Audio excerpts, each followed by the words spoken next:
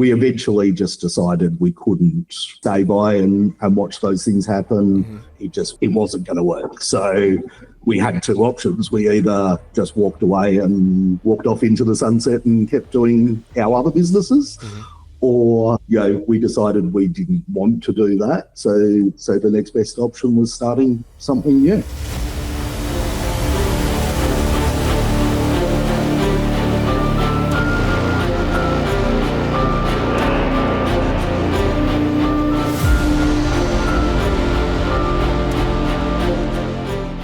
We set up in 2018, we announced we were doing, and then the first comp was the A season, or April, May of 2019. Was that challenging? It was challenging, but it was a natural progression with unforeseen challenges. We were putting on a show, not just judging bodybuilders. Yeah. We were already running good productions, but 12 months, we went, okay, this is actually another key point of difference that no one else is doing. Let's double down on that. Let's make our production even better again. I left managing the store and went to an operations manager, where I was basically traveling all over the country to whatever stores, just making sure they were doing things the way they should be.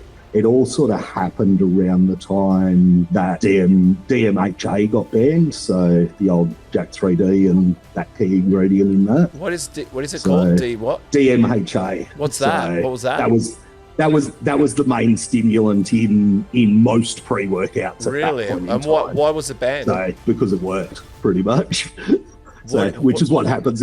In supplements, in the supplement industry, as soon as something works and is too good, they ban it. Hey guys, before we get into the podcast, this episode is sponsored by Alka Power, Australia's #1 alkaline water, trusted for its high pH and ultra hydrating benefits. Find it in major supermarkets, health food stores, and selected petrol stations across Australia. Go to alkapower.com.au if you want to learn more. Nutrition Warehouse, not your average supplement store.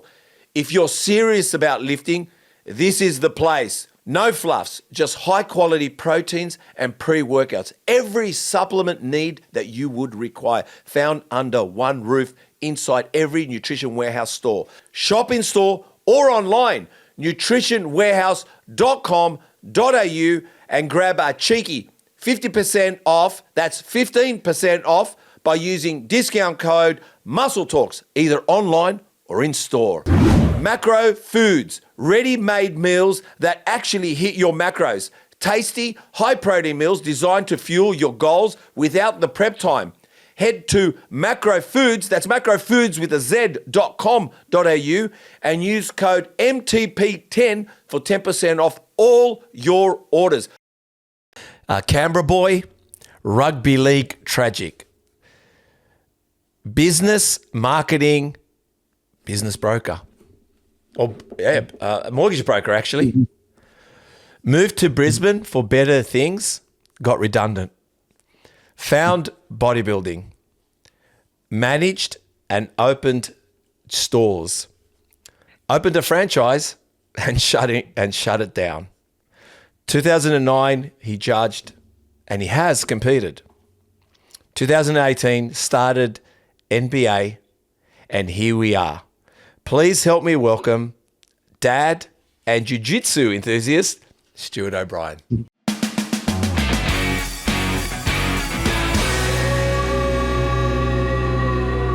How are you, mate? Hello. Really good. You're good? We got here. We got here in the end. Yep.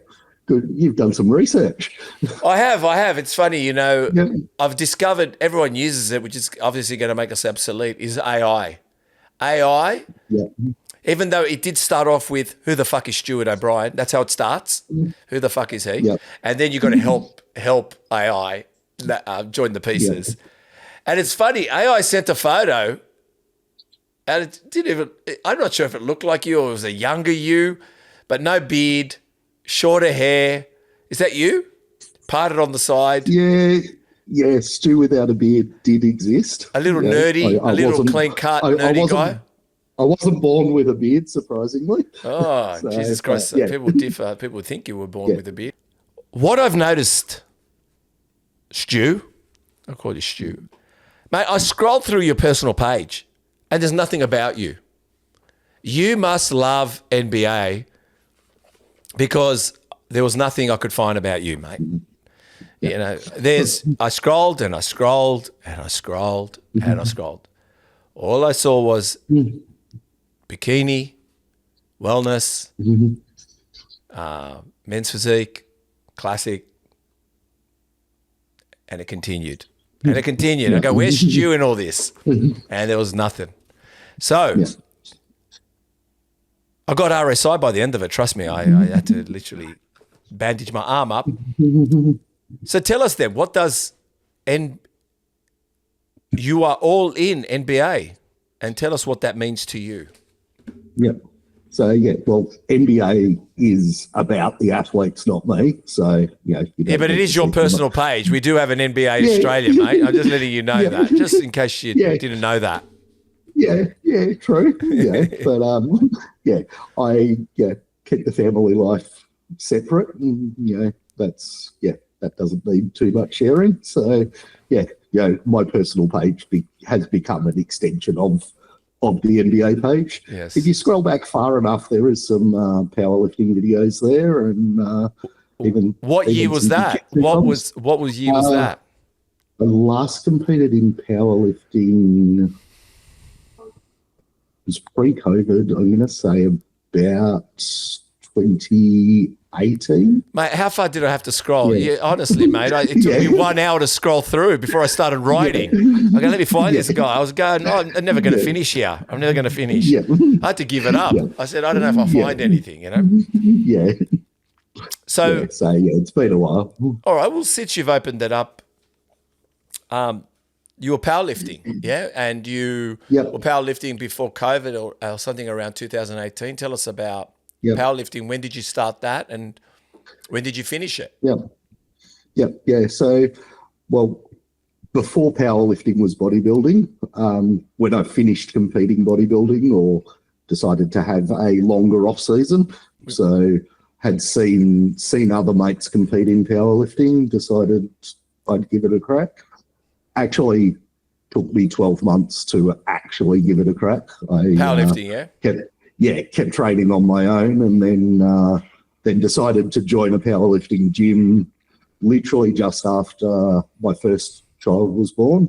And joined a powerlifting gym for something different.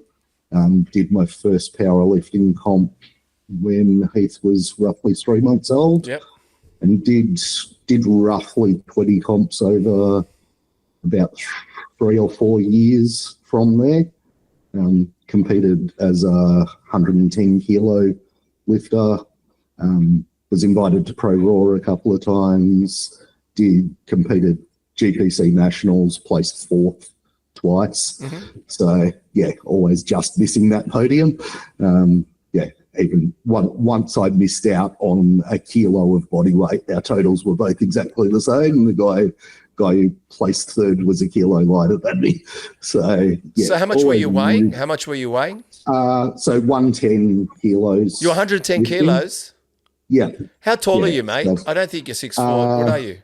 5'10". That's a lot of weight, man.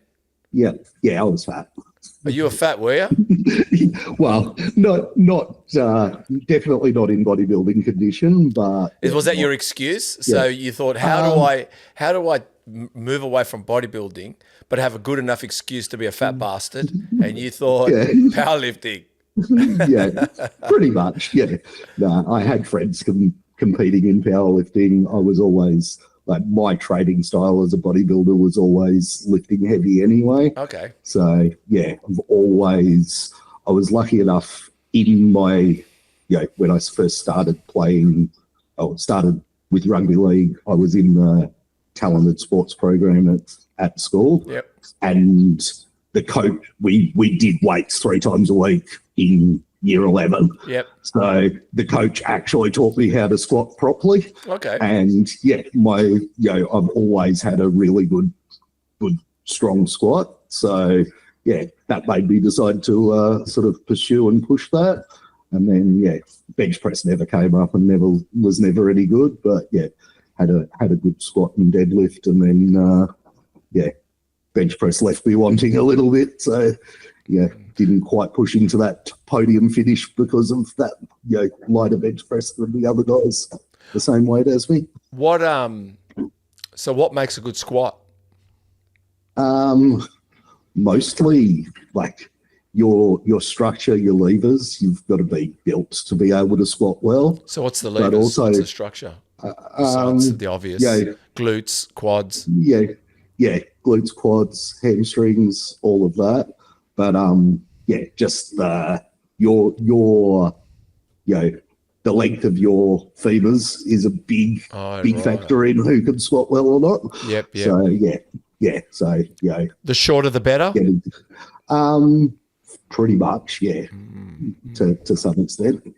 There's too short, but shorter the better. Yep. So, Hey guys, I just want to say thank you so much to everyone who has subscribed, who is following us on all platforms, but especially here on YouTube. And if you're listening to us on Spotify, please, if you could do us a big favor, which helps us reach more people, get better, bigger, greater. We've already had some great guests anyway. Everyone's been a treat. Hit the subscribe button, hit the notification bell so you're notified every week a new podcast that is launched. And I just want to say a big thank you. But again, subscribe, hit the notification bell, and enjoy watching. Yeah, because I haven't really met you in person. I mean, I've seen you from a distance because I've turned up to your shows. I think it makes sense. I mean, probably the structure. I mean, you don't know what I say. I'm thinking about it. Like, not that it's, if I'm going to use the right terminology, you don't seem long-legged. You seem like, if you're 5'10", you must be pretty balanced between upper body and bottom half, I'd say. Yeah. So, balance and structure was my strength in bodybuilding. So also makes sense. And when did you, so you did it for a couple of years. It sounds like you like the competitive nature. So like, I mean, let me just go back a little bit in my notes here, but you played rugby league. You played rugby league. What position were you? And who do you go for today? So I was a bit of a utility, mostly played sort of second row, front row, but I was that guy that filled any gap. Played hooker, I played fullback at different times. Okay. So, but mostly front row, second row were my main positions. Unfortunately, I'm a Tigers fan, so I've had a lot of pain over the last 20 years. Yeah, a lot of pain. Or last 15, even more so. Still remember 2005 very well. I was there that day. Is that when you won the grand final? Yeah. The Benji Marshall pass, is that the one? Yeah. And the Sattler tackle on the sideline? Sattler tackle on the sideline's Penrith. Oh, was it? Yeah, that's you're right. Sorry, I apologise. Both grand finals though. Both were grand finals. Sorry, yes. But the Benji fleet class is still very deep in the memory. So There's something about There's something about these teams. Is it me? But the teams that merged have gone to shit. It is quite true. Funny story. Pete Napagu, who you interviewed not too long ago, he posted. He's also a Mad Tigers fan. Yeah. And a couple of weeks ago, he posted a story of him on the fence, probably 3 rows in front of where I was sitting. Yep. In the same game. Right. We obviously had no idea who each other was, but 20 odd years later, we're good mates. Wow. He's it was quite the sides back then, I guess. St. George, unfortunately, they've merged and never really done well with that. Tigers merging with Western Suburbs, Magpies. That doesn't seem to have gone well either. Who else? Manly and the Bears merged and then demerged. Yeah, that's right. Yes, yes, yes, yes. That's 100%. Yeah. And now the Bears are coming in on down at Penrith. I mean, I don't know about that, man. I don't know. Yeah. I mean, really? I mean, you're a Bears supporter. You're trying to bring back a Bears supporter. You're a Northern Beaches guy, and Yeah. or whatever you are, Northern whatever, and you're going to send everyone to Perth to go for a team. Yeah. I mean, it would have been good just to create another name. Yeah, yeah. So, but it's worked in the AFL. Like the Brisbane Lions were a team that moved. The Swans were a team that moved. So, Really? yeah. So they were both originally Melbourne teams that got moved. So yeah, it has worked in the past, but yeah, it's definitely different. So it'll be interesting. So you're saying, because now it's called Penrith Bears, I guess. Yeah, Perth Bears. Perth Bears, sorry. Perth Bears, sorry. Yeah. And Penrith is Western Australia too, anyway, regardless. Yeah, just not quite as far west. No. So. Yeah, well, okay. Yeah. So, but you all right, so you played rugby league, you were a utility player, and you captained the seconds. What's the seconds? Explain seconds. Who's the seconds? So I wasn't good enough to be in the first 17 in the school team, or like I was a bench player in the first 17, being that utility, but then, was captain of the second grade, reserve grade school team. Yep. So, yeah. And then you played one game in the under-20s for the Raiders. Yep. Yeah, so that's actually a little bit of a long and funny story. Tell me. But, so, I was a strength and conditioning coach with the Raiders. Yep. So that came about. I actually got on the bus that game as a trainer. 3 players got called from the under-20s to play reserve grade. So the team was short players. I was on the bus. I was playing in the local league at the time. So, got the call up, played. How was that? That game. It was actually quite fun. So, I played about 20 minutes, last 20 minutes on the wing. But, it was quite fun. Could have scored the match-winning try if one of the other players passed the ball, but he decided to hog it and got tackled. But, it was a good fun game. And, it was a good experience. So, but, I can say I've worn that jumper and played, which a lot of people haven't done. So, I can imagine. It's such a quick game when it goes up the ranks, isn't it? Like it just gets faster and faster and faster. I think it's, correct me if I'm wrong, I think it's being able to keep up with the pace, but also read ahead of the game, like being able to read the game so well. Like, I mean, these guys, it's just speed. Yeah.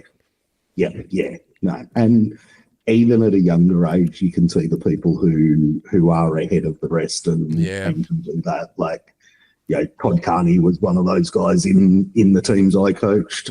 At 15, he was, making under 17s players look like idiots. Really? So, you could tell from a very young age, and then, there were plenty like that. But it is definitely like that's the biggest trait, being able to, see what's happening, what's coming, and being ahead of the rest. Yeah, I was speaking to a young girl who played soccer for the high level. I don't know if she played for just whatever you call the Socceroo girls, but she plays at a high level. And I asked her what was the skill that makes you play at such a high level, and she goes, being ahead of the game, knowing what's going to happen next, literally reading the play beforehand. And I thought, wow, imagine that. Like, so. It's basically knowing before it actually happens what's happening. So,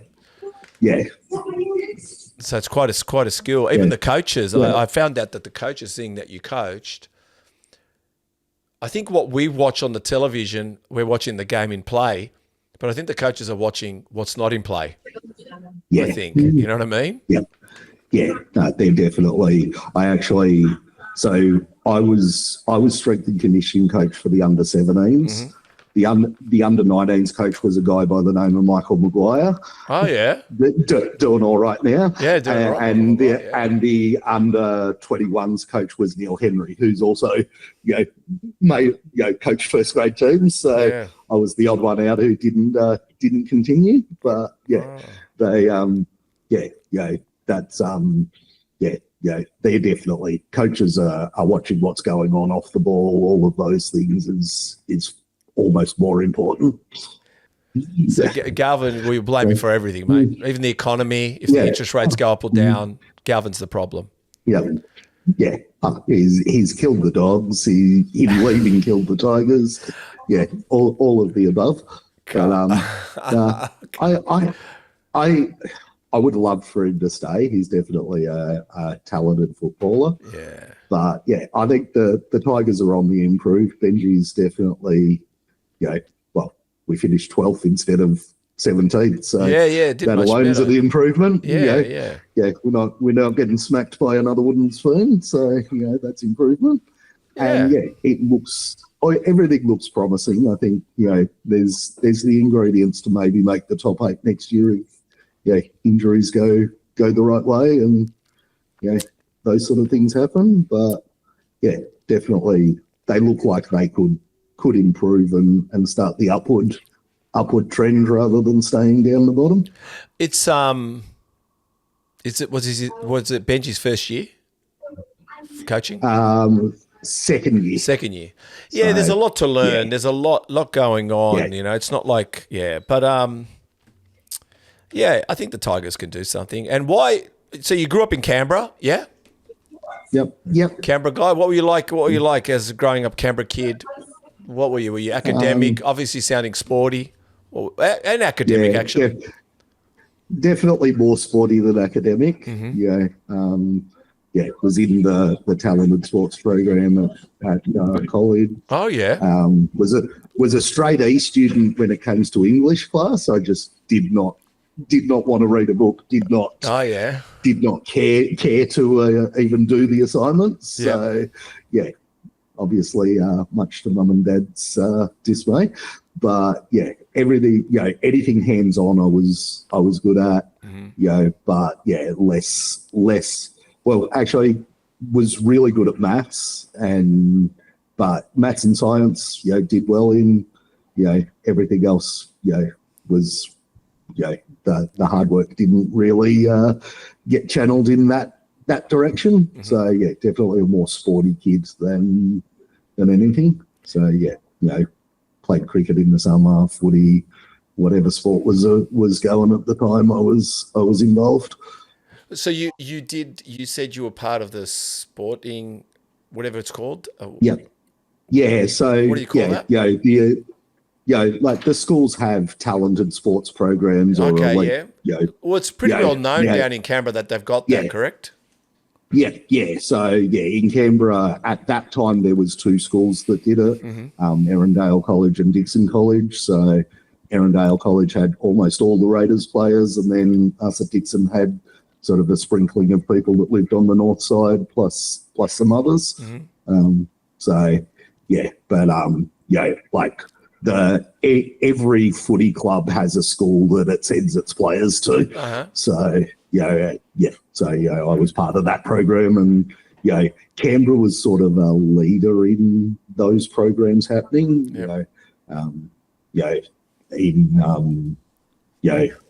There's Canberra Park in Queensland's one of those schools. All of those sort of things started happening. Around that time when I was in year 11, 12. But Canberra was definitely a leader of that happening. Are you born and bred Canberra? Yes. Yeah. So why don't you go for Canberra? How come you don't go for the Raiders, mate? What happened? What did they do to you? What did they do to you, mate? Yeah, I was that kid who wanted to be different. So, started watching footy around 88, 89 when the Raiders were doing well. Yeah. Tigers were also doing well at that time. Yep. And I just wanted to be different. So everyone was going for the Raiders, so I went for the Tigers. Was your family a Raiders family? Your dad? No. So, no, Dad, Dad's more an AFL an AFL man. Oh. Mum didn't really have a team. So Made it simple. Yeah. So yeah, we yeah. I grew up doggies. So we were before they were called the dogs, bulldogs. They were called berries. They were called the berries. Yeah. And I grew up in Belmore as well. Hey guys, Steve here. You know how much I love food. Food is very important to me. I'm an advocate for good food, good quality food, well-priced, well-valued food. And this is it. Macro Foods. I've searched long and hard and I found it. It took a while, but I finally found the best. Macro Foods, ready-made meals that actually hit your macros. Tasty, high-protein meals designed to fuel your goals without the prep time. Head to Macro Foods, that's with a Z, macrofoods.com.au and use code MTP10 for 10% off your order. I'm serious, guys. I only seek the best, eat the best, and promote the best. Macro Foods, macrofoods.com.au. Go now. Use code MTP10 for 10% off all your orders. Hey guys, Nutrition Warehouse, not your average supplement store. If you're serious about lifting, this is the place. With over 120 stores across Australia and New Zealand, and founded by former Mr. World Grant Mayo, Nutrition Warehouse is built for lifters who mean business.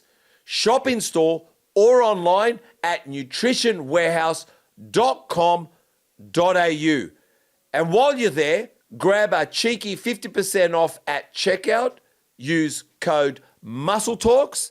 That's Muscle Talks either online or in store. Hey guys, how important is hydration? How important is water?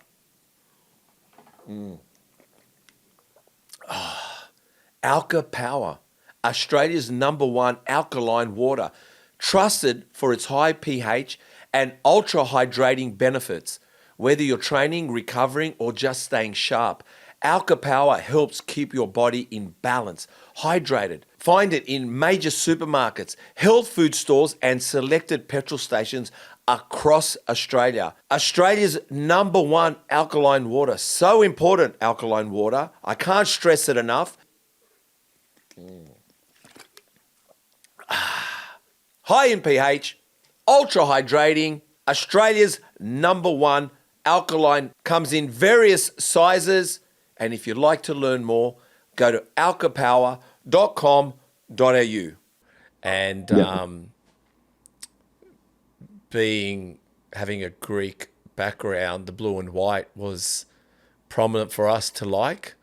But also, you may not know this, but George Paponis, he's actually my cousin. Yep. Okay. Yeah, the doctor, That's, Dr. Paponis. Yeah. So we are doggies through and through. It's down in the trenches there. We are. Yeah, we won't let, at one stage, I'll just let you know, my daughter still loves, she's 22 though, she loved tigers, meaning tigers, like tigers. She had tiger stuffed toys, and her nickname is Ruby Tiger. We call her name's Ruby. We call her Ruby Tiger, right? Yeah. So even when I type Ruby on my phone, a picture of a tiger comes up as an emoji, right? As a little emoji. And then she said to me one day, "Look, I don't want to make you sad, Dad."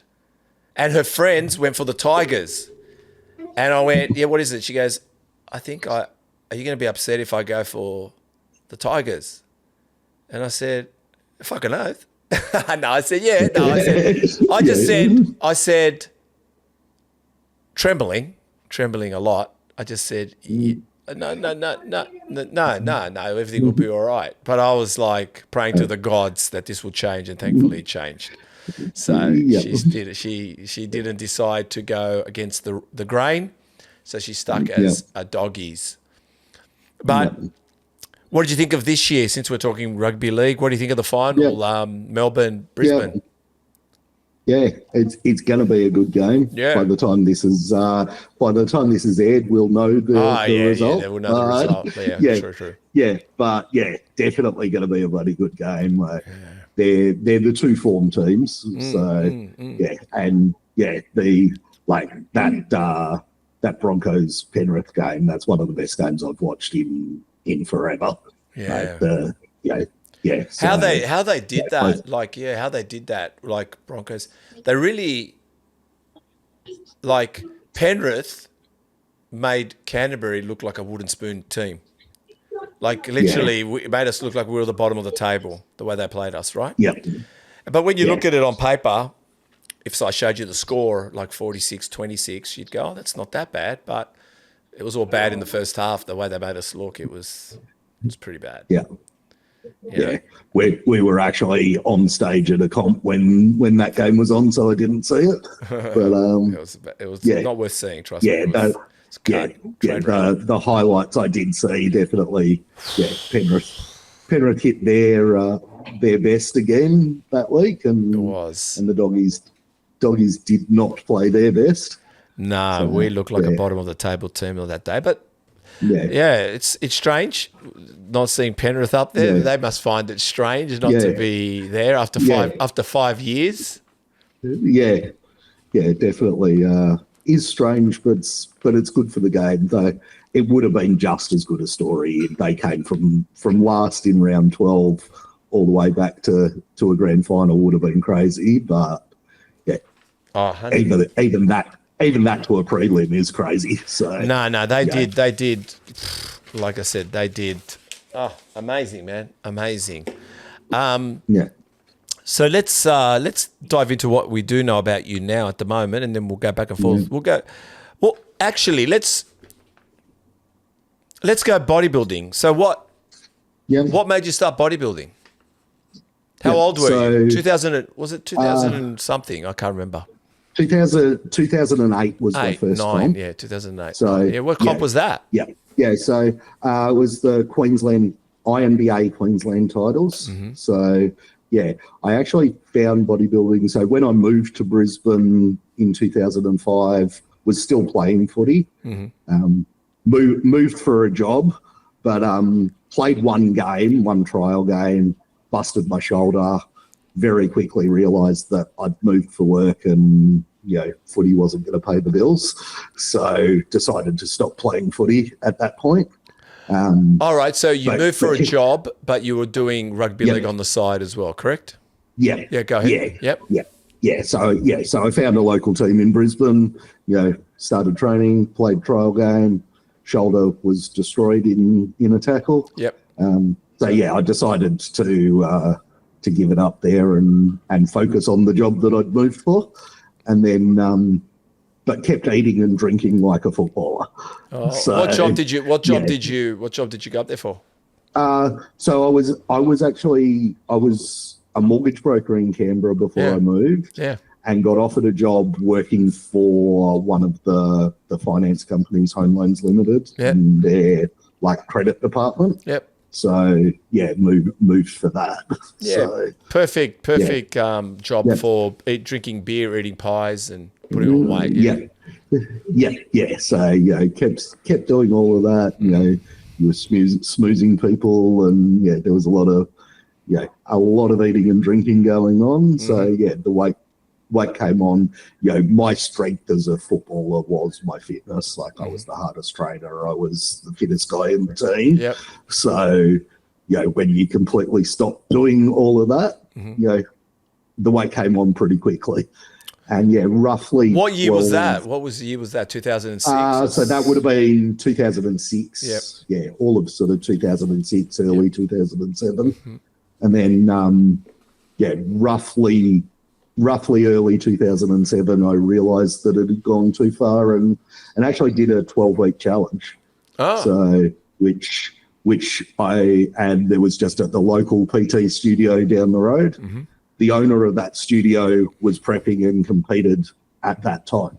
Yep. And I saw it and went, I won the 12-week challenge, dropped a heap of weight, got focused, trained hard, did all the things I knew how to do. Yep. And then, the owner of that was competing, and I watched his show and went, this is my next challenge. I want to do it. Wow. And 12 months later, I think we did a 20-week prep. Mm-hmm. But end of 2008, I was on stage and competing myself. How'd you go? Yeah. So I placed second in the AMB Queensland, novice. Yep. Was, at that time, once you'd done a single show, you weren't allowed to compete in anything but age and open categories. So I think I was like third or fourth in the IMBA. Did both nationals, placed fourth at both nationals. Yep. And then had another 12 months. So I've competed 3 years in a row. Yep. The end of year seasons, had 1 year off, then competed for the last time. I didn't know it was the last time at that point in time. I was just having a bit of an off season. Yep. But the last time I competed was 2012. So, across that time, I won a Queensland state title. And a lot of fourths at nationals. So, So you I'm did cursed A&B with fourth place. You're cursed with fourth place. So what were the federations? What were the federations back then? So at that time it was ANB and IMBA were the only two federations that existed. Yep. And most people did both. Yep. It was pretty common to do both. Both were judged slightly differently, so some people would do better in one or the other, but most people did both, and then some people who did better in one or the other chose to stay with that one. But I across all those four years competing I think it was 17 or 18 shows across those years, across both. 1 year I did do the NABA Queenslands as a natural and placed third there as a natural. Oh, NABA, you gave NABA a go. Yeah, and that was when NABA was still huge. Yeah. So, the Queensland show especially. When, what year was that? When Mark Ryan was run. I'm going to say 2010. Okay. Yeah. So, there was that lineup was like 30-something guys. Wow. And still managed to place, and there were a few guys that were rather pissed off that the natural guy was still beating them. Yeah. But, Was so NABA and did you ever think, as you were progressing through, to take the gear, especially going to NABA?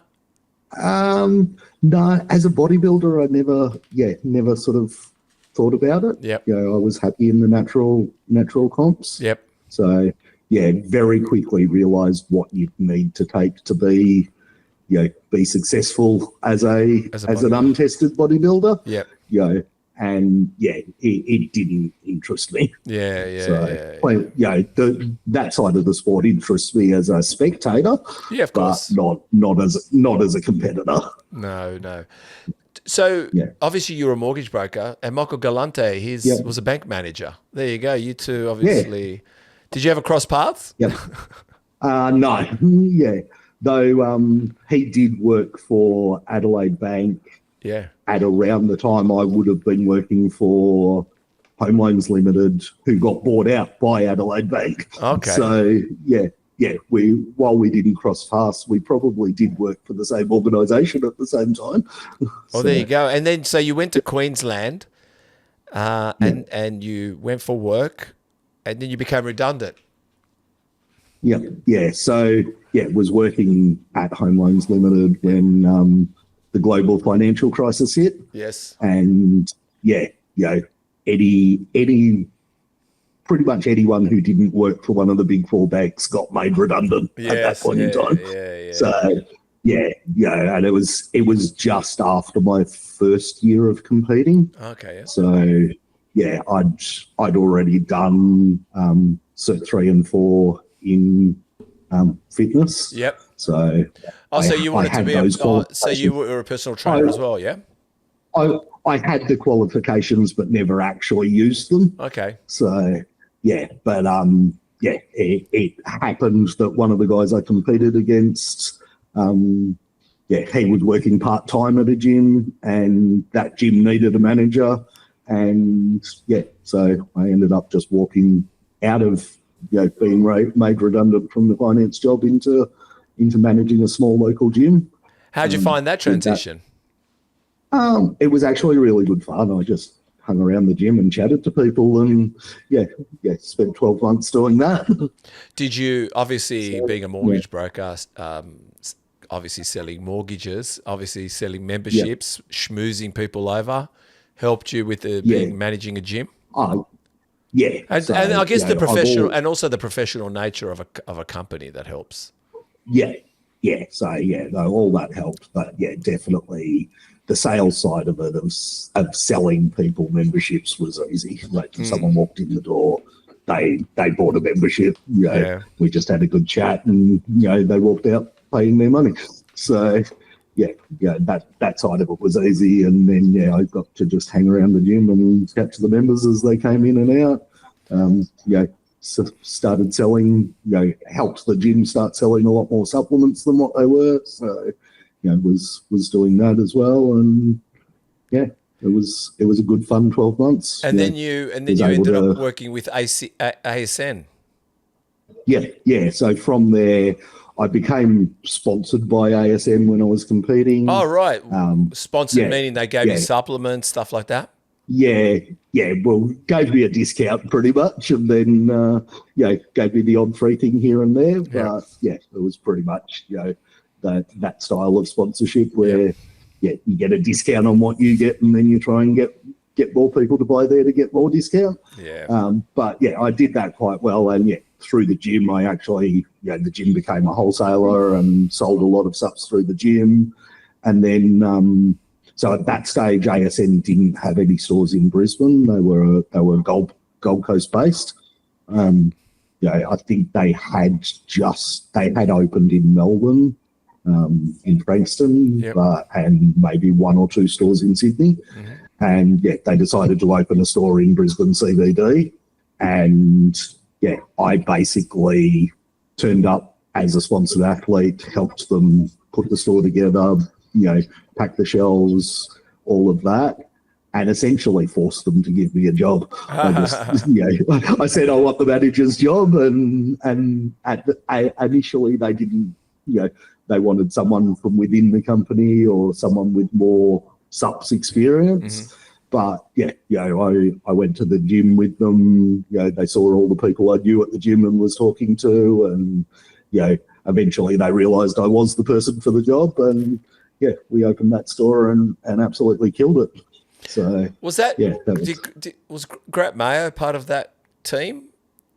No, so Grant had already left ASN and was setting up Nutrition Warehouse. Okay. That would have been 5-10 years before I was involved. Okay, because I remember having Grant. That was a while ago. Just wondering if you crossed paths at the same time. So no, I've crossed paths with Grant, but never working for him.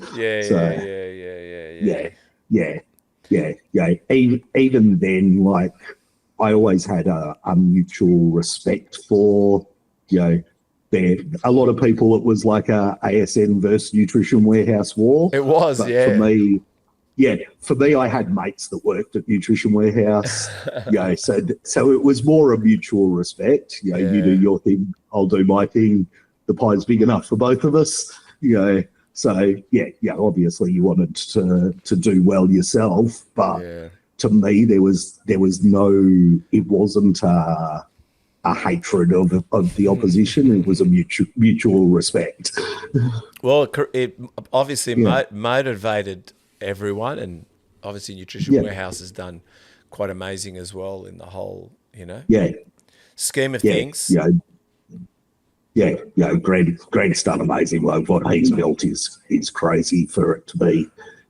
What he's built as a single. He's the owner. Is definitely massive. So, it is massive. He's all credit to him. He's done an amazing job. So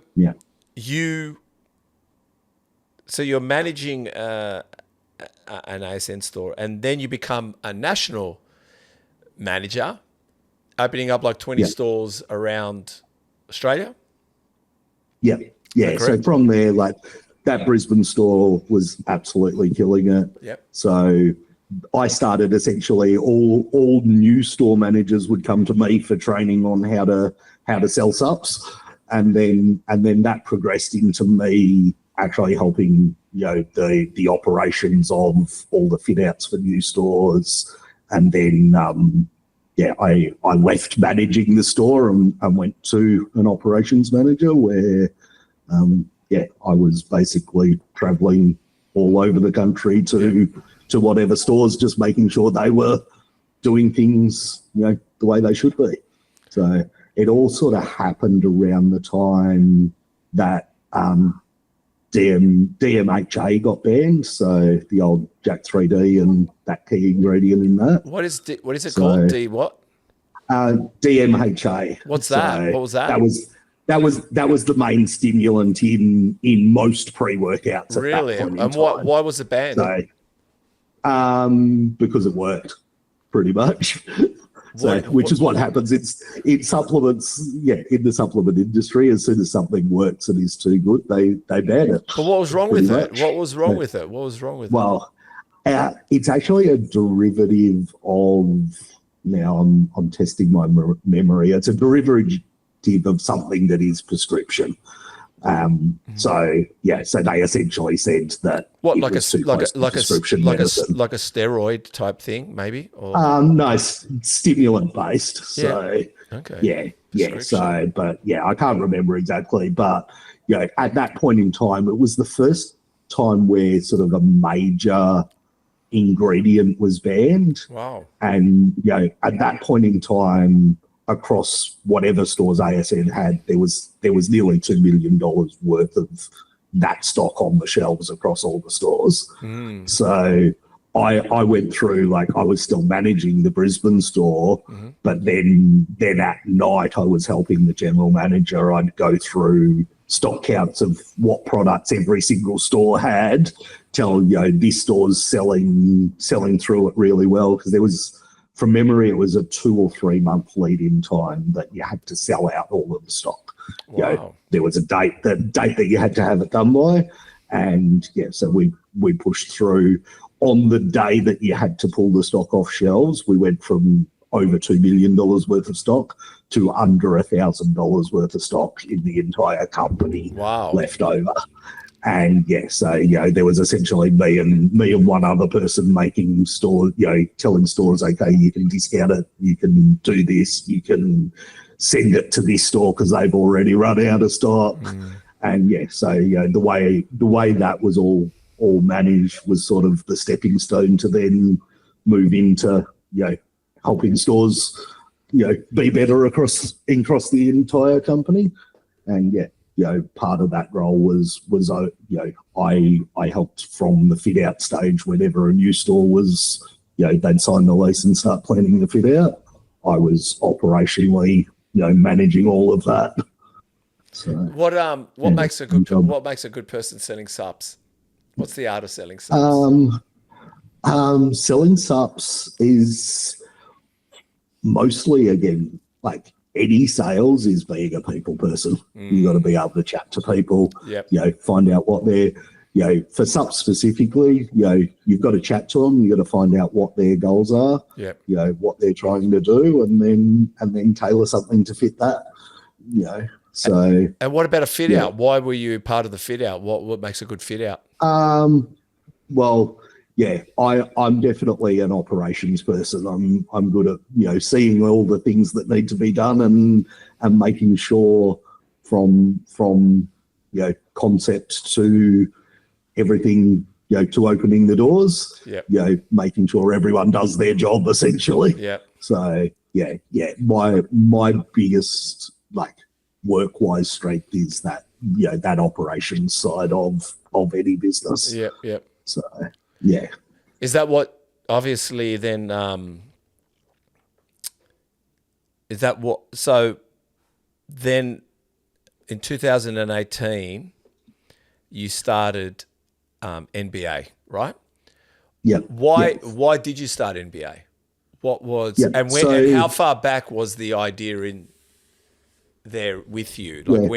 How long was it before 2018, let's just say? So in in 2011, the year I didn't compete, I started judging. So I was you were judging. That's right. Yeah. Yeah. I originally judged with IMBA for, I'm going to say 2 or 3 shows. It wasn't a long period of time. Yep. The head judge at that time had a disagreement with the promoter and decided to go different ways. And I went different ways with that head judge. I wasn't asked back to judge again. Yep. Then 2012 I competed, and then I was asked to judge with AMB after that. So from then I was judging with AMB for that 6-year period of time. So how did a mortgage broker that, basically was a 9-to-5er and obviously liked his sport, but then somehow you got interested in bodybuilding, and then, I don't know, do you just push your way into everything? Like, what I'm getting at is it just once you get an interest, you just want to be amongst it? What is it about you and going judging and, you did a 12-week challenge, mate. You won it. And then you competed. Yeah. All right, you did okay. You kept coming forth. But then you wanted to judge. Go ahead. Yeah. You've picked it. I do kind of, once I get an interest in something, that hyper-focus or all-in nature kicks in. Yep. And it becomes everything. And, I've gone as far as turning it into my career now with NBA. Yeah. But, I was judging with AMB, doing that while working with ASN, and at one point, so AMB, the owner of AMB at the time, sold the business to someone else, and the new owner and a group of us just didn't align. So so we spent 12 months trying to align, and I had a very much a love for AMB as a brand and everything, and was trying to progress there. And for 12 months, we kept trying to sort of make that progress work there. And what was the misalignment? It was turning the business more into money than wanting to work, what was best for the athletes, essentially. Everything became focused on what made more money, more so than what was best for the athletes. What makes more money? What makes more money than the athletes? Well, what I'm asking is what is that? Because I'm seeing it. Yeah. Go ahead. Yeah.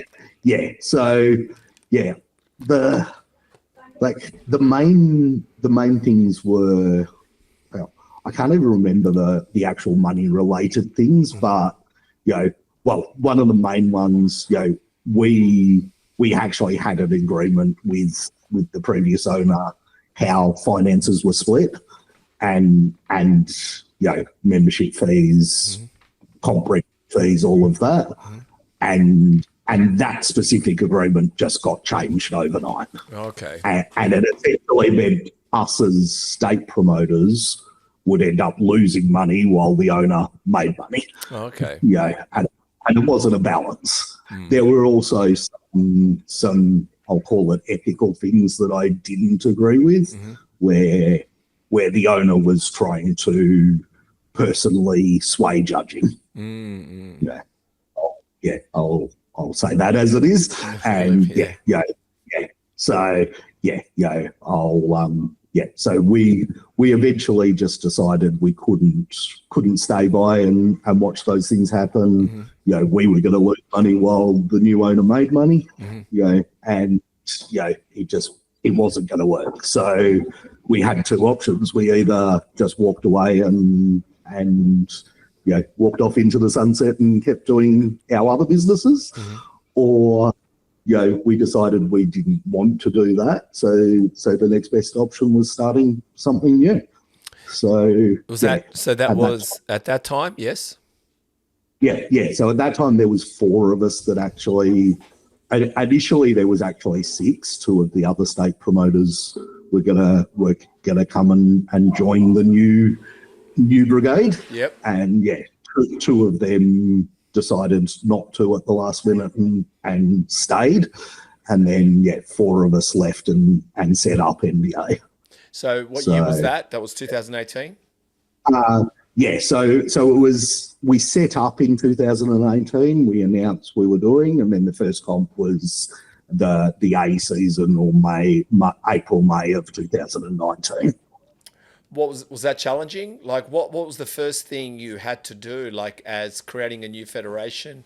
Obviously you had to get athletes to come on. How did that work? So it was challenging, but it also it was a natural progression with unforeseen challenges.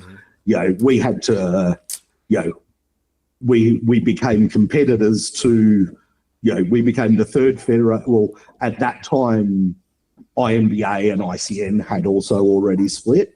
So there was 3 federations. We were becoming the fourth natural federation. So there was INBA, and there was A and B, and then ICN came along. Is that right? Yeah. So ICN was actually a split from INBA. Okay. All their promoters, all their people within Australia essentially rebranded and became ICN. And then you guys came along. And then someone else took over the INBA name and kept running that. Okay. And then we kind of did the same, A and B to NBA. They're similar things. So it went from, in the space of roughly 3 years, 2 federations to 4 federations. Wow. We started in New South Wales and Queensland. So there was 4 of us that founded NBA. 2 were New South Wales based, myself and Nick were Queensland based. And so we started running shows where we already were. Yep. My vision from the start was always to be truly national. Nick joined in that.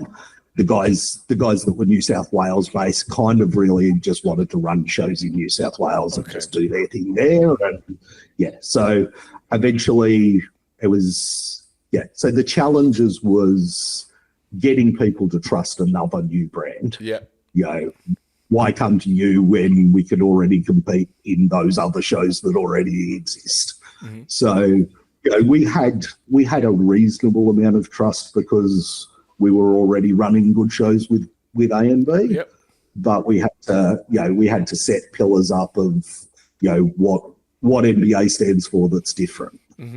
So and so the first thing I did, I mentioned judging problems. I'd set up a digital judging platform where everything's done on computers.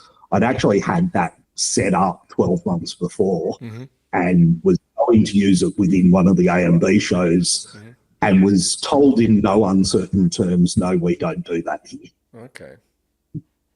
This was, the platform was set up to highlight, if you as a judge go and judge differently to the rest of the panel because the person up there is one of your clients, as an example, it would highlight that and show that there's a discrepancy here. Oh, wow. That's quite a tech. So it was putting systematically in place a way to tell athletes, judging's 100% fair. There's none of that stuff going on. That at that point in time was definitely very, people was asking questions about why coaches are judging their own clients, about this decision looks like a favour to this coach, or that sort of thing was quite prominent at that point in time.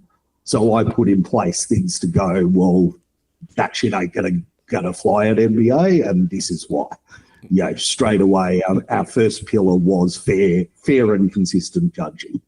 So, we did that, and we were very public about that, and it was the pain point of a lot of people at that point in time.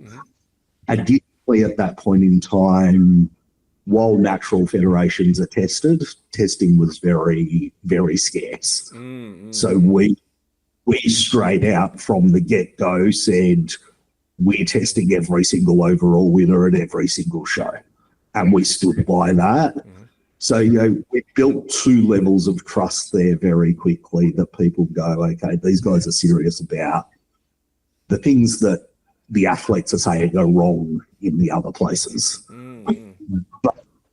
But those 2 pillars took time for people to actually get behind. They were complaining about it over here, but then still supporting over here, even though those things were happening. So it definitely took some time to get going. But, it was, those were the 2 main pillars that NBA was founded on. We then very, very early realised that production in the other shows, most of the other shows were a pull-up banner at the back of the stage, very limited, a white line across the front line and not much else. And, so that became our third point of difference. We were putting on a show, not just judging bodybuilders. Yeah. So, the production side was probably the third piece of the puzzle that took us. We knew we were already running good productions, but 12 months we went, okay, this is actually another key point of difference that no one else is doing. Let's double down on that. Let's make our production even better again. And we always picked good venues, but better lighting, put on a lighting show, add smoke, add haze, all those things that made it a show, not just judging bodybuilders. Probably the popularity was allowing that, as you were getting popular, it allowed you to not become complacent, I guess. So and from there, we were running great shows in New South Wales and Queensland, and we were getting messages from people in Melbourne saying, why aren't you here? Come down and run a show here. Come down and run a show here. So eventually, I'd always had if we're doing this, we want to be national. I'm not just running shows in Sydney and Brisbane. I want this to grow. So myself and Nick then went down to Melbourne and ran a show remotely, from Queensland in Melbourne. So, he was again then starting from scratch. We had 5 people screaming at us to come down, but essentially we were starting in a market that, absolutely loved the federations that were already there, and we were the outsider coming in, and we weren't even people from Melbourne. We were interstate people flying in and doing the show. So the first season we announced a show the first year we were, so in 2019. We realised and actually cancelled that show pretty quickly because the support wasn't there. Support by who? Then athletes. We weren't going to be able to run a show. We would have had a 5 or 10 competitor show. So we decided we needed to change the strategy, to get athletes interested in NBA. And we actually then made that decision the following season. We were like, well, if there's only 5 or 10 people in Victoria that want to do our show, we back our product. We know the show we run is superior to anyone else. How do we get a show happening in Victoria without Victorians?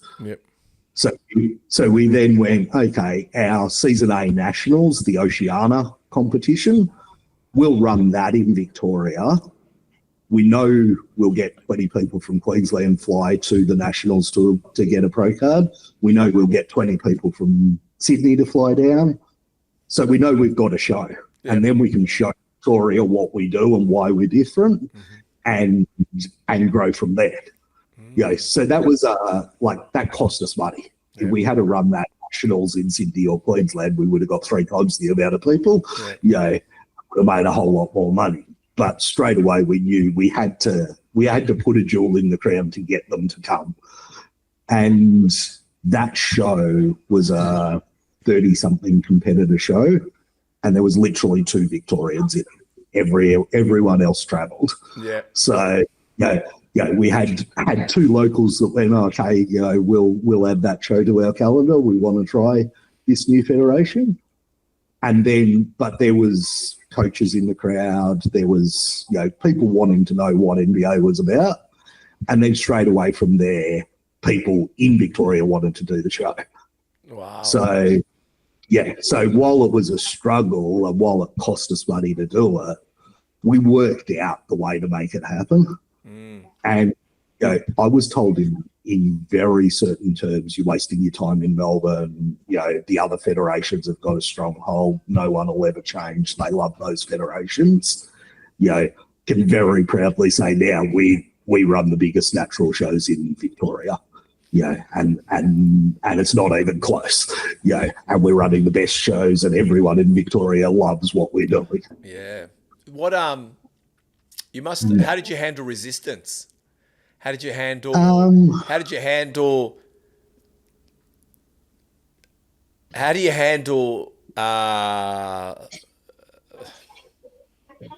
the mob? How do you handle the other federation mobsters? How do you handle the mob? It sounds like there's mobsters. I mean, bodybuilding isn't the most educated sport in the world sometimes. So I'm just wondering, how do you handle some of the... I will call it maybe the heavies in the business, both in all areas. We'll call it the mob, the heavies, whatever. Essentially, firstly, you opened with all-round nice guy. As part of your introduction, it's being that guy, being who I am and being confident in the product. People are going to talk shit, and they're going to talk shit to protect their own product. But keep doing, we had those 3 very strong pillars. I was confident in those pillars and that we were doing all those things better than anyone else. And I'm not an arsehole. I'm not, I'm a nice guy that everyone wants to be friendly with. And it was just be persistent, keep turning up, hear the heavies talking their shit and just ignore it and keep going. Do you ever get worked up? Oh, yeah. Behind the scenes a lot. Like I'm actually, I just don't show it publicly. I'm very passionate. But that's and since bringing in the 2 Michaels and Scott and that growth stage, like my passion comes out in team meetings very, very regularly. It's I'm passionate to a fault. It can be too much at times. And I do get worked up. These bastards are saying this is happening. But I was always confident in those pillars. And something actually mentioned. So my dad was quite heavily involved in the Labor Party. And one of his reasons for being involved in the party, one of the members of Parliament was actually speaking at his funeral and said that he always wanted to keep the bastards honest. And that's kind of the same. Like I wanted to make sure the athletes were getting the best experience, and I was keeping those bastards honest. I was making sure, the things we've heard about people getting favours to win shows, or people not getting tested that people know are using. I was confident and passionate about keeping everyone honest and making sure, and that's what NBA's been built on, is that, keeping the bastards honest, for want of a better term. I can't believe, I mean, I can, but I can't. I can't believe, people would turn up to a natural comp geared up. Like I know that you probably have seen it, and people are still surprised today but Yeah. it kind of, I don't know how you walk away from that as a winner. Not so much you can win, but how you can walk away as a winner. That's what I'm trying to say. Yeah. Yeah. I don't understand why people do it, especially in bodybuilding. Is it there's an option. I'll ask you this. Is it, I'm not asking is it rife, but is it still something you have to police heavily? Because you remember these people, that's their personalities. You can't stop personalities. Yeah. You just got to, Yeah, and it could be any federation, where they're all, I guess that everyone's trying, but is it quite, does it still surprise you today? Or not so much? No, it doesn't surprise, while I don't understand why people would do it, it doesn't surprise me that it's happening. Yeah. And that's for NBA, we've always had a strong drug testing policy. And when the Michaels and Scott came on board, we doubled down on that. We've gone from urine testing every overall winner to the verify testing, which is a lie detector. Which then goes back to the last 5 years of your life, where urine testing really only shows you Jesus on the Christ. Well, what happens if you're 6 years? What happens if you're 6 years? Like I just took one cycle at 49, so I'm 56. So what happens if the eye test and it goes to me, did you take steroids in the last 5 years? I go, no, but it's 5.5 years. Well, you're being honest. So if you and that's where I'm very you're natural or you're not. Yeah. But there is no such thing as lifetime natural. Yeah.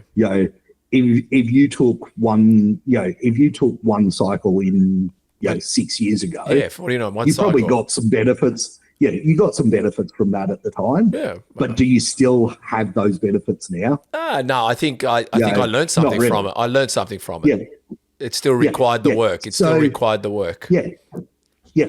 So, and I realized that I didn't double down on the work. I actually doubled down because I was paying for a cycle. Because I was paying money, I trained harder. I ate better. Yeah. I tracked things. Yeah. Where then I realized, how about if I didn't pay for PEDs and just improve that area, the other areas? And that's when I realized I could improve. Yeah. And that's where, to me, the whole lifetime natural, it doesn't cover the person who made, let's call that a mistake. Yeah, whatever it is. An error of judgment that you thought, this is the way to go, and you very quickly realised it wasn't the way to go and it was a mistake. Where is that line? Is it 5 years? Is it 7 years? Is it 10 years? But if someone's coach gives them BPC 157 because their shoulder was sore and they take it for 2 weeks, well, they technically can't compete as a natural in whatever period of time, the ban is for that federation. So to me, 5 years is a good middle ground there. Is that what you guys have? Do you guys have 5 years? Yeah. So we've got 5 years. So 5 years of being natural, of course. But what is it prior? What happens if you've just been geared up all your life and you've turned up 5 years clean? Is it still? It doesn't really matter. I'm just kind of answering a question people might ask or myself. So. Absolutely, technically, that is within the rules. Okay. Yep, that's okay. We also, as a federation, can say no to anyone. Okay. Okay. Yeah, we could still say, if Phil Heath turned up and wanted to do an NBA comp and said, I haven't used for 5 years, I'd record the conversation and say, thanks for wanting to do our comp, Phil. This is amazing. But I don't think it's the right thing to do. Yeah. True. And that's a good parameter. Gotcha. But if someone's just made that mistake, then life allows second chances. So it's that's my own personal beliefs on that. And as an organisation, we can say no to anyone entering our show. We are to anyone, but if someone doesn't meet our moral standards and registers for the show, we can refund the registration and say, thanks, but you're not right for us. Yeah. Do you have done that? Have you done that? Yeah, I have with one competitor once. Okay. He did a couple of our shows, was one of those people who was very much victim mentality. You know, when he didn't win, it was all the judges are corrupt. You know, this is wrong, this is bullshit, etc. And was quite public about it. But then would turn up again 6 months later and want to do the show again. So after a discussion saying you can't do that again, this guy did do that again. So next time he was competing, he went to register for our shows, and I just called him up and said, mate, like, the way you act post-show, I don't want that around our shows. Yeah. I'll refund you your money, but, I think it's best you choose other shows to compete in. Yeah. And credit where it's due, he actually took that on his chin. I expected straight away for him to be all over social media, calling me all sorts of names. But he took that on the chin and just went and competed in other comps. And he's still that same person, just competes in other federations. Bitching about other federations. It's perfect. Helps you. You did the right move together. Yeah. So did you end up taking on NBA on your own in the end? Were you solo? Yeah. So there was a period of time. So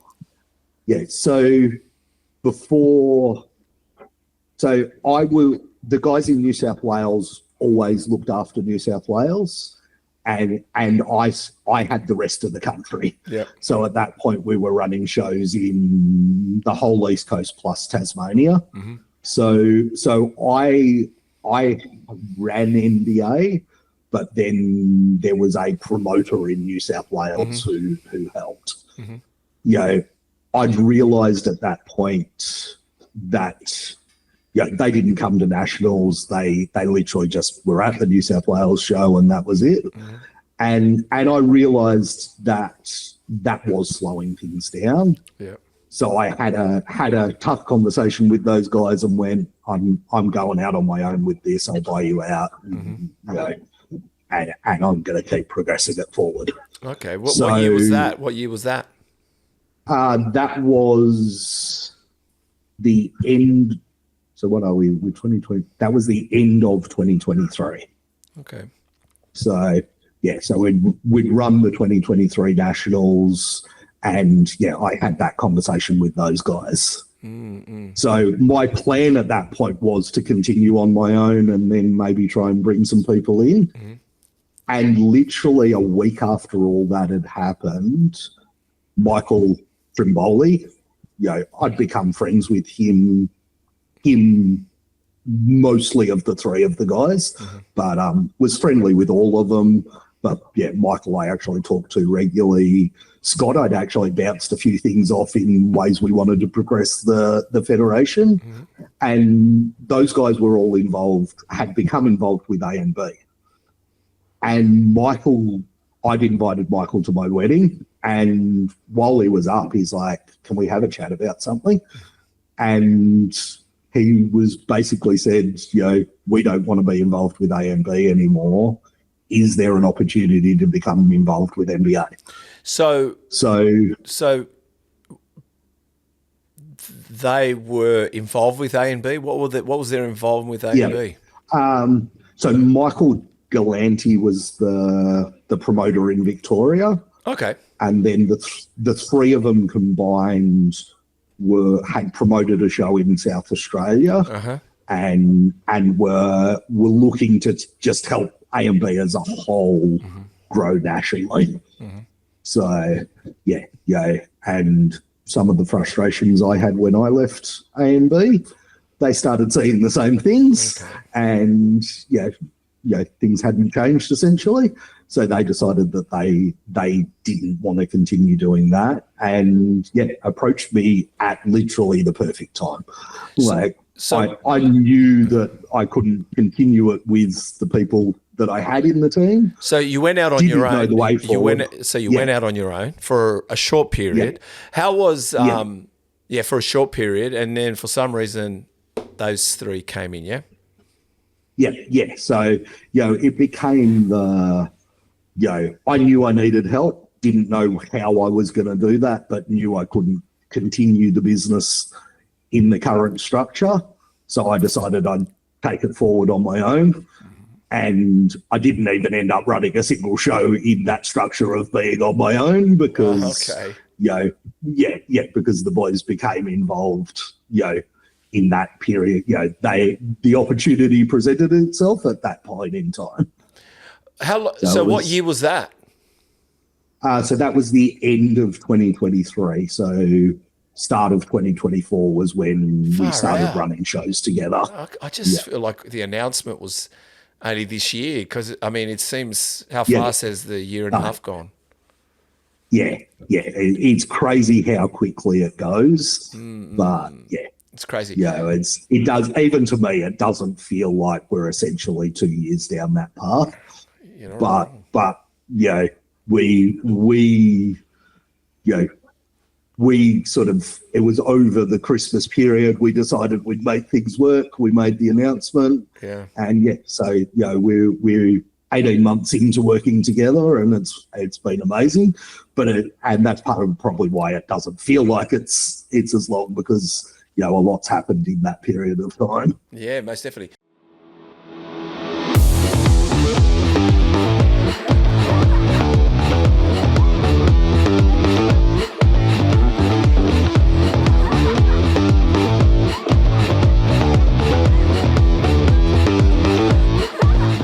Hey guys, as I chow down on macro foods, your true source of macro and micronutrients, I'm chowing down on teriyaki chicken.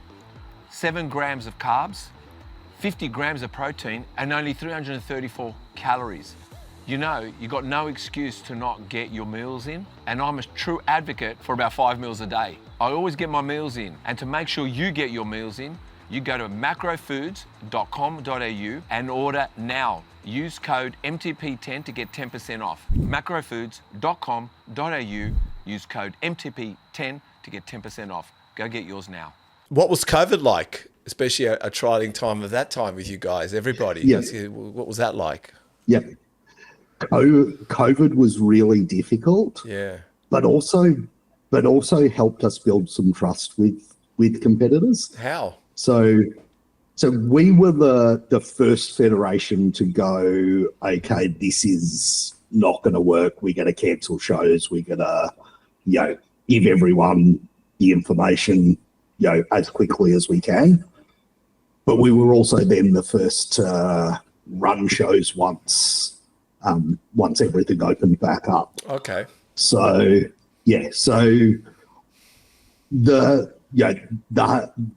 probably the second hardest decision of my entire life was cancelling those shows. Yeah. It was tough, but proved at the time to be the right decision. There were plenty of upset people at the time going, oh, this federation's still going to run. This one is, why are you cancelling? And then, within the space of weeks, the whole country got shut down and no shows were run. Yeah. So, the decision proved to be the right one, but, we led the way in going, we can see what's coming here, whether we agree with it or not. Because I'll keep that political side of it out of it. Yeah. But, whether we agree with it or not, we'll make the decision that, we can't see the shows are going to run. But then, as we came back, so that was, that was a whole season cancelled. Yeah. We then, I'm jogging my memory. That was a season A cancelled. So the end of year comes, everything's opening back up. We announced show dates in New South Wales, Queensland, Victoria. And then the next round of lockdowns comes and we go, oh shit, here we go again. Right, yeah. So from there, we actually, that season was meant to be a nationals in Queensland with qualifiers in New South Wales and Victoria. Mm-hmm. New South Wales and Victoria got locked down first, and Queensland was still open. And at the point in time, so we still ran that nationals show, but said anyone who can come to Queensland. So at that point in time, people from South Australia, Tasmania, I think that was it, were allowed to travel. So we still ran a nationals. And, we had people from both Tasmania and South Australia to come for it. What were they getting there with? Was the plane still flying? I don't know. The planes, were they driving there? Yeah, there was still some plane flights because, at that stage, Queensland was open for business. Oh, right, and the same, Tasmania hadn't had a case at all. And I think South Australia was the same. So we were still open for business. Yep. So, so we ran that show and it was actually quite a big show. So, everyone, but at the same time, one of the other federations was going to run their nationals a week after ours and they cancelled it. So a few people that were going to do that then came and did our show. Yeah. So that built some confidence that, these guys just do what they say they're going to do. And then, so we'd said to people in New South Wales, in Victoria, like there was 30, 40 people in both states that had prepped for a show that got cancelled weeks out because of the lockdowns. So we said to them, a lot of them were already registered even. So we very quickly put out, as soon as we're allowed to run a show, we'll still run a show there. And we decided at that point in time, because another one of the pillars of NBA was that we only ever gave out pro cards at national competitions. So, there was a period of time, and it still exists to some extent, where pro cards are very easy to earn in some federations. You can place second at a state show and be given a pro card. Oh. We went and said, no, that's too easy. Pro cards are meant to be, hard to earn. So you've got to win an overall at a nationals to do it. Isn't it most of national shows or am I mistaken? No, in fact, most federations give them out at state shows. Wow, I didn't know that. Okay, wow, okay. Yeah. In the natural ranks. It's the natural ranks. Because I know the IFBB, it's got to be the nationals. I know with the and I think as well, NABA as well, I believe, do that too. I don't know. Yeah, IFBB and NABA are both, you've got to win an overall at a nationals. Okay, we're the same. Okay. Until very recently, ICN used to give them to every class winner at nationals. They've reverted to just the overall winner at nationals. So when we talk about overall, are we talking about where? Explain to me overall. Is overall classic or overall opens or an overall men's physique? Or is it overall out of everyone? Yeah. So each category, so classic physique, bodybuilding, men's physique, has divisions within that. Yeah. So, you've got your open, you've got your first timers, you've got your age categories, you've got your novice, etc. So the winner of each, so the winner of each division competes against each other at the end to be the ultimate winner of the classic or of the bodybuilding, of classic physique. But this doesn't matter in which category you are. Yeah. You come to the overall at the end. All the number ones come together. Yeah. And you get all right. Got it. Yeah. Yeah. So that's what an overall is. Yeah. Some federations limit that to you've got to win, because in national shows especially, the open class will split into A, B, C, sometimes D, groups. Some federations, the overall is just those open winners, the age winners or the novice or that don't get to compete in the overall. Okay. For us, the word is overall, not over some. So it's the winners of all categories. Oh, maybe I can get a pro card. Yeah. Well, we do offer a Masters Pro card.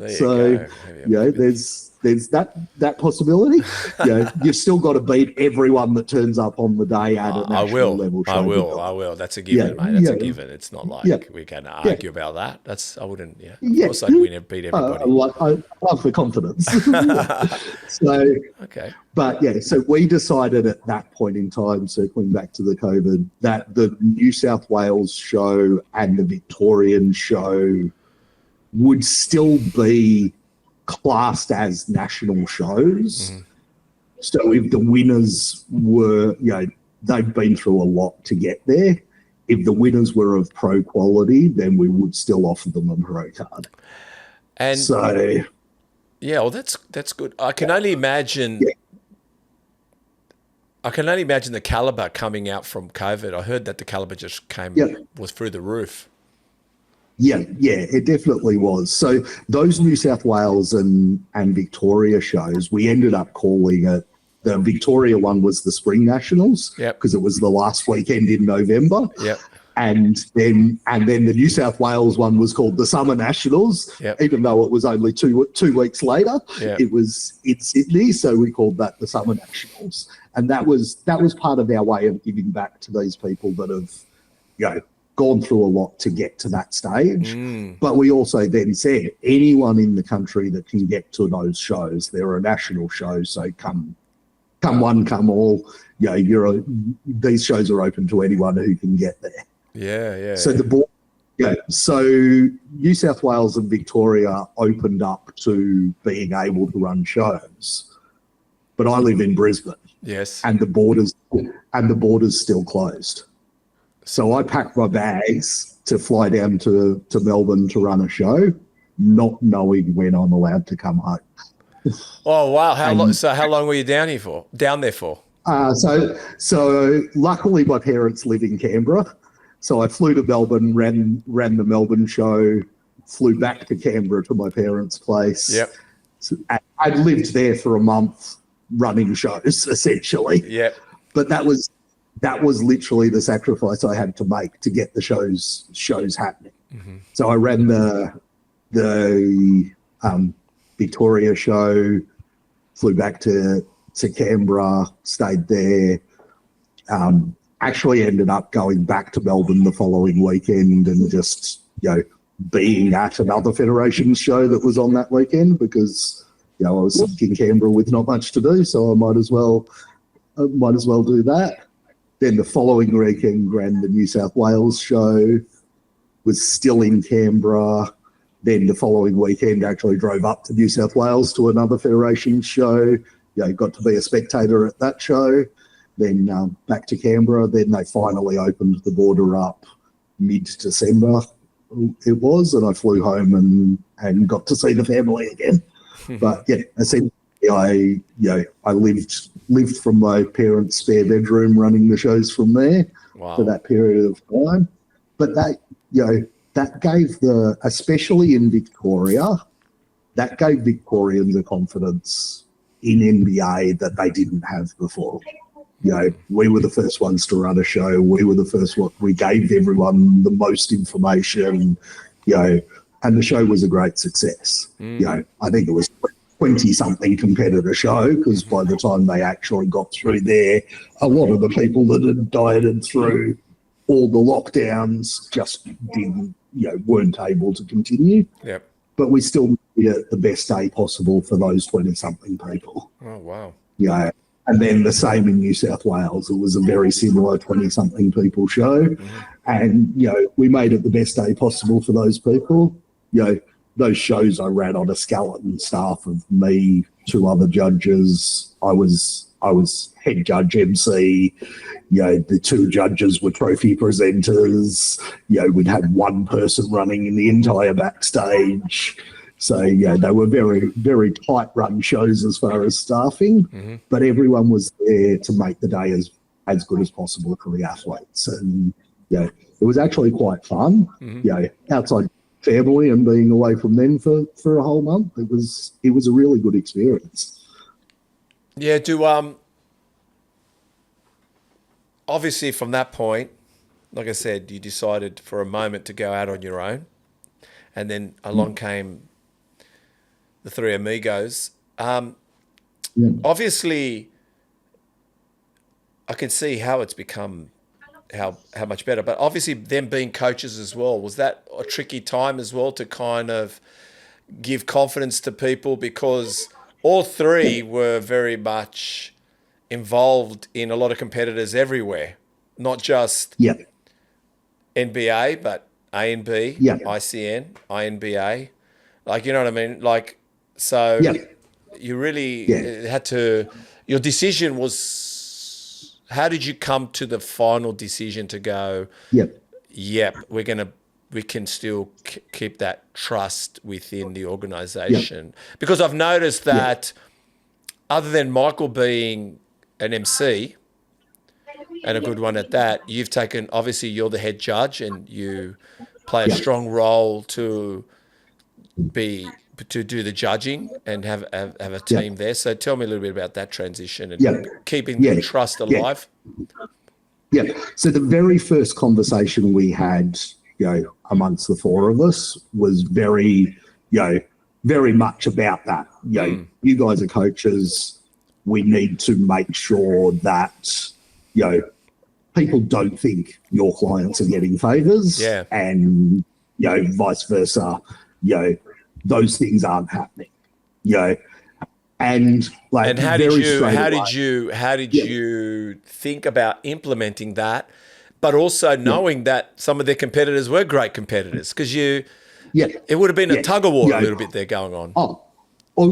All three of them had many competitors win NBA pro cards before we even sat down and spoke. So, their competitors are quality competitors and will continue to be. Yes. And so the very first conversation was very much the judging side of things is mine. You guys don't come near the table on show day. You don't have any say in who I pick as judges.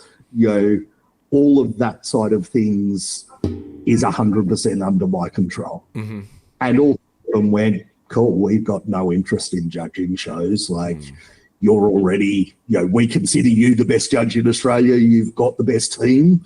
Why would we meddle with them? So very quickly that clear line was already drawn in the sand before we then even continued any other conversations. And very much from the get-go, like I said, I've got the digital system that shows, what goes on. And, if I was to try and, favour one of their clients, I've still got to convince two other judges to do something dodgy as well. And that's just not going to happen. And who are the other two judges? So I've got a team of 25 roughly judges around the country. So a lot of them have been with me since even previously in the AMV days, some of them. But a lot of, either ex-athletes or even current pro athletes that we've trained to judge. But I do all that training. I show them, they sit next to me at a show and do a trainee.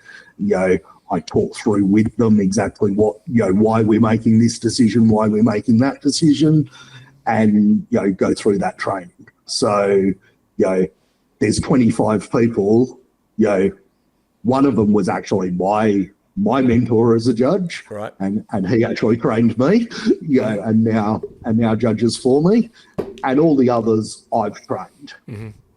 So it creates a consistency of, doesn't matter which state we're in, we'll have 5 of those 25 there, and those 5 people all break down decisions in that same way.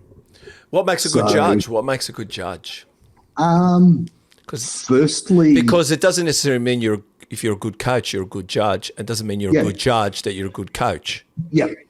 Yeah, very much so. Or an athlete. Yeah. Let's just put that too. Yeah, that's it. So first and foremost is actually loving the sport. Yep. You've got to love it, and you've got to love more than your own division.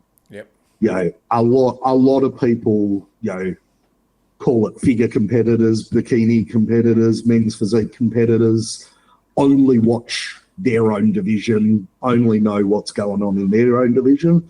And they might be able to look at that and make decisions on their own division, but then you see the men's physique competitor to try and judge bikini and he goes, they all look the same to me. Yeah. Or a figure competitor trying to judge men's physique, and again, they go, they just all look the same to me.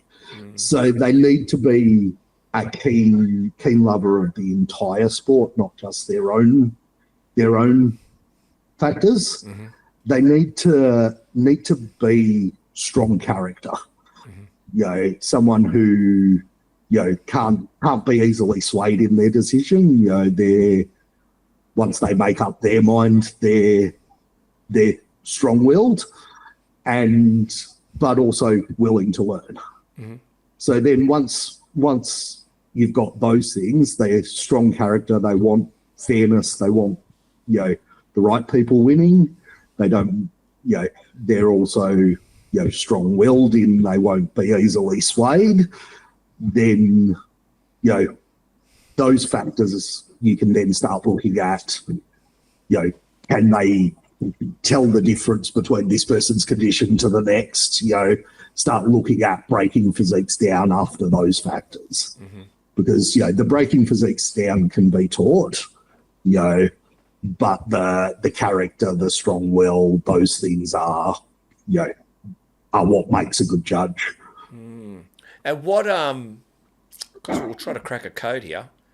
When should an athlete be prepared to be judged? How quick when they're on stage? At what point, like let's say they've just walked up the stairs and they put that 1 foot forward, is judging starting from that point? Like what I'm getting at is to 100%. the point so what I mean is what tip would you give any athlete if you said you want, like, because it's obviously strenuous, they're going to have to hold on for the whole moment they put that foot on stage, but what is it that you think is a key element to, because I'm not saying you miss anyone, but if they don't capture you, then they don't capture you, and they might miss out on winning because they just didn't grab the attention of the judges too well.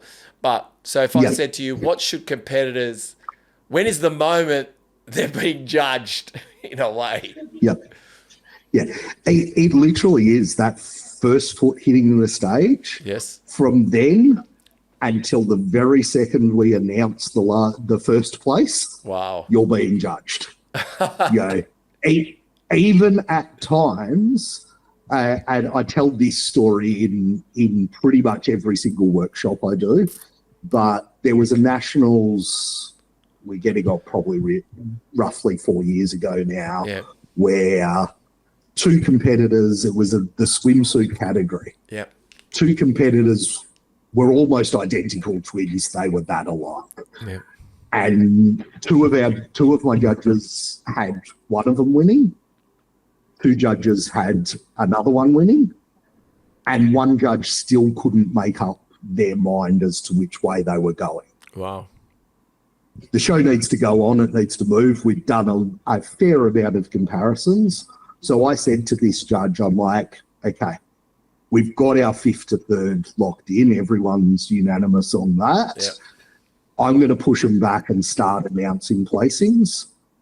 You've got until I announce third place to give me your decision.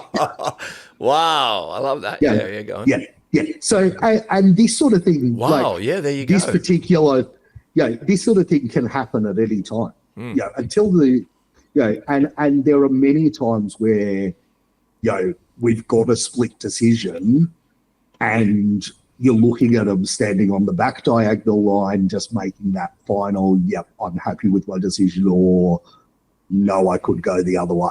Wow. So it happens quite semi-regularly, that happens. This particular time, so that judge put her result in. Those two people were standing next to each other. One of them held her front pose amazingly. The other one, her endurance wasn't as good and she dropped and didn't look as good. There you go, right down to the 11th hour. Yeah. So that made the decision. That girl who won that division ended up going on to win the overall title and her pro card that day. Wow. So for that girl, and I told her that story, and then I've told that story in many, many different workshops since. That girl literally won her pro card because she had better posing endurance than the other girl who was very close to her. Wow. Yeah. That girl had been at a workshop where I said posing endurance is important. The other girl hadn't come to any workshops, didn't really understand the importance of endurance, thought that once we tell you to walk to the back line, you can relax. And it's great inside information. So legitimately, from the second that first foot or heel hits the stage to the second we're announcing first place, you have the opportunity to change our minds. So judges generally judge very quickly, like good judges especially. So most of our categories, the athletes do an eye walk to enter the stage. By the time everyone's finished their eye walks, most of my judges will have a 99% idea of what their top five is. They might be looking at, this is the top five, but third and fourth I don't know until I see them next to each other which way round they're going to go, or it might be first and second, or it might be, we've got a clear winner and, but second to fifth could all mix around. But they're all pretty confident in what the top five is going to be before we've even finished that eye walks and started comparisons. But that doesn't mean we're locked into those decisions. That's just where we think it's going to go. I'm pretty good with that. Like 95% of the time, what I've thought at that point is what I still put in at the end of the division. But right up until that point we announce placings, you've got the opportunity as a competitor to change my mind. Wow. Do you guys, I remember doing, the only judging I've done is I went to the Golden Bean Awards. So the Golden Bean, you go and you judge coffee. And the funniest was everyone picks the table, or everyone jumps on the table that has the good coffee, but we have to judge the bad coffee. Now, what's bad coffee? We're talking about stuff that's sold not at your single origin, those tables seem to get jumped on by people. So I was judging the best coffee from the worst batch.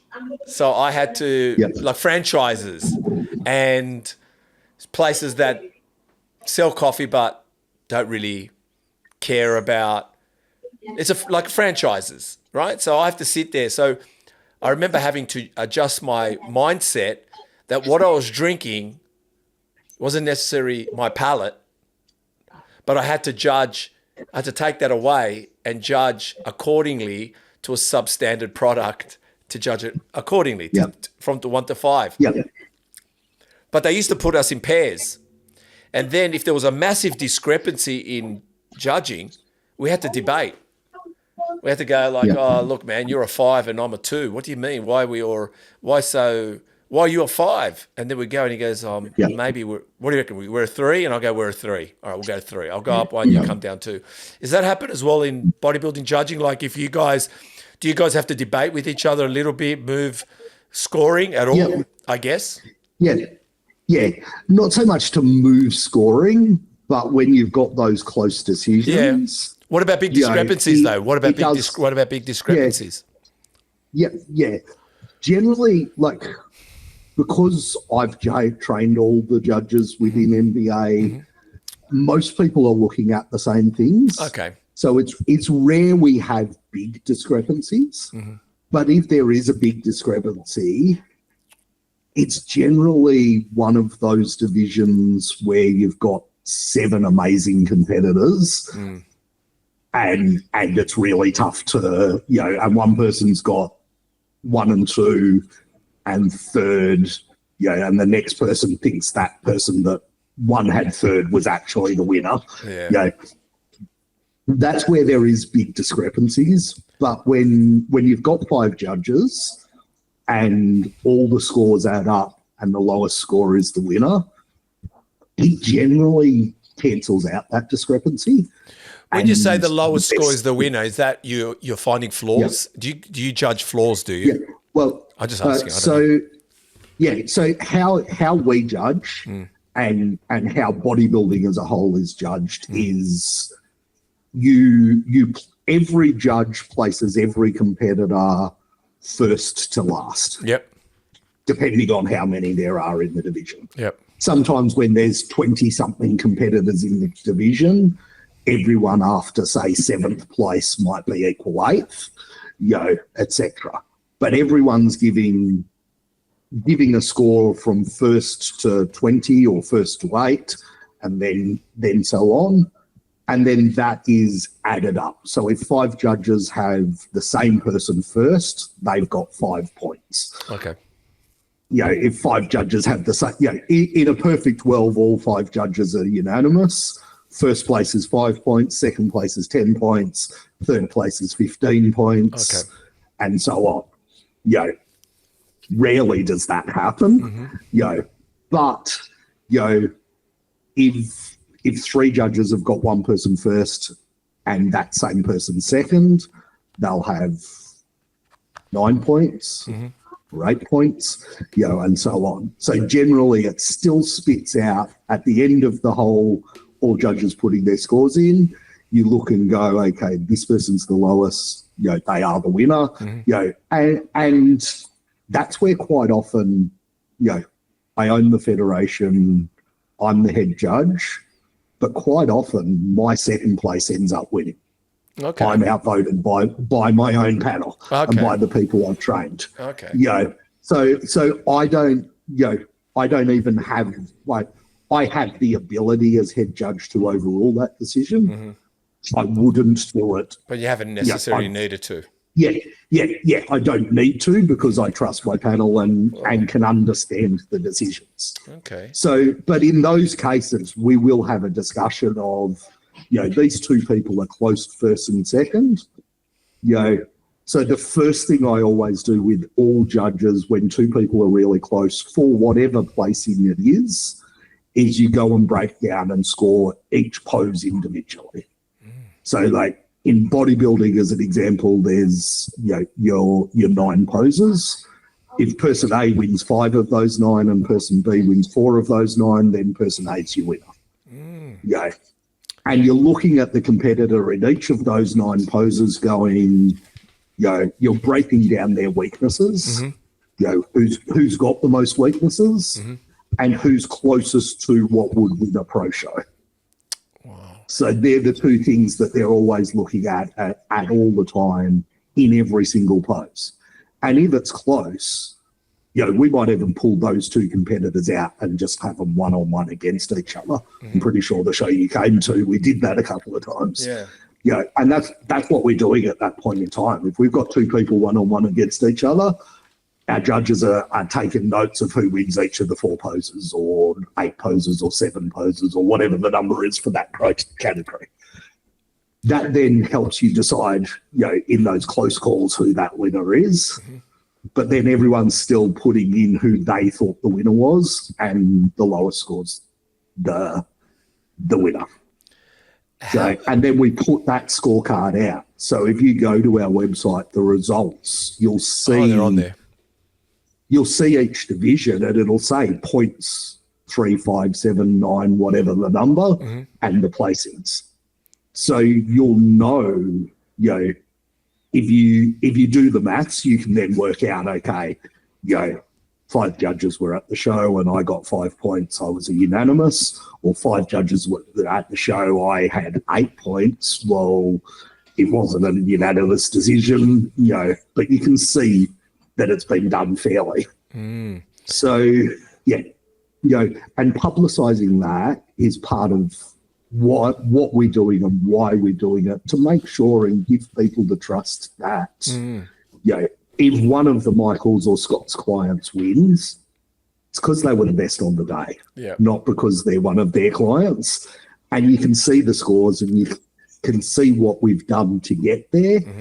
And that gives that trust in most people that, that's not happening.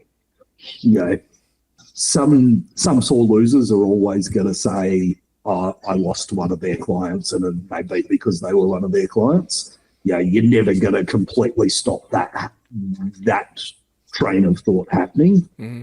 But once they take an objective step back and look at it, they'll be able to see the reasons they were beaten, and they'll know that none of them walked up to the table and said anything prior to the show. Half the time, I don't even know the competitor is one of their clients until after the show. I was going to say, do you know who's coaching who? Do you guys know this? So when athletes register, they do say who their coach is. Yep. I don't look at it. Okay. But athletes, you guys don't call it, do you? You guys don't say no, because I think the IFBB does call the coach. I think that calls the gym or calls the coach, whichever they do. I don't know. Yeah, I'm not too sure. And I've never liked that for that reason. Yeah, I think so. It does. I'm wondering. It can give the impression that all the judges know that Fred coaches this competitor, and we like Fred. Let's go to Fred. We'll win if we go with Fred. Yeah. So why even tell the judges and the crowd that information? But then you're at the judges' table, you're at the front row, people 3 rows behind you, you can recognise a voice shouting out to their client. Okay, so the judges can see before judging if they wanted to look at criteria, look at registrations, but because you don't, choose to. Sorry. Yeah, none of the myself organising the show can see. You can see it, but not the judges. None of the other judges can see. Well, it doesn't matter who's screaming out the back. There's a lot of screaming going on. Yeah, that's it. Auntie Merrill, we don't even know if Auntie Merrill's bloody coaching. Yeah, and that's it. But sometimes you can hear a distinct voice in the crowd and go, Fred coaches that competitor because, that's that. I also, I go to all the workshops or a lot of workshops. Coaches come with their clients to workshops. Okay. You know that. I'm also an open book. If a coach wants some feedback on what they think their client should do before a show, they can send me photos and go, is this competitor lean enough? Are they, which category do they fit in? So, yes, there is times where because of those factors, I know who coached the athlete. I think with everything we've spoken about, you can see that ain't swaying me. Oh, it's not so much. I mean, at the end of the day, like you said, if you've, look, everyone can be swayed, but what I've realised, even though my questions, I guess I'm asking questions that people might say, oh, Steve's not asking good questions. He's playing like a fence sitter. What I'm trying to say is you said yourself, sometimes you've voted a second place and they've been a winner, or you might even vote a first place and they could be second place, meaning you can override a decision, but if the decision is unanimous and done correctly, you can yourself see it as justice, like it's okay. Like I understand that totally. And so there's twice in the whole time NBA's existed that I've actually overruled a decision. There you go. And so when I was taught to judge and when I was taught to be a head judge, the criteria I basically worked out for myself to overrule a decision as head judge, I need to physically have no way I could justify that the decision went the way it has. Okay, yeah.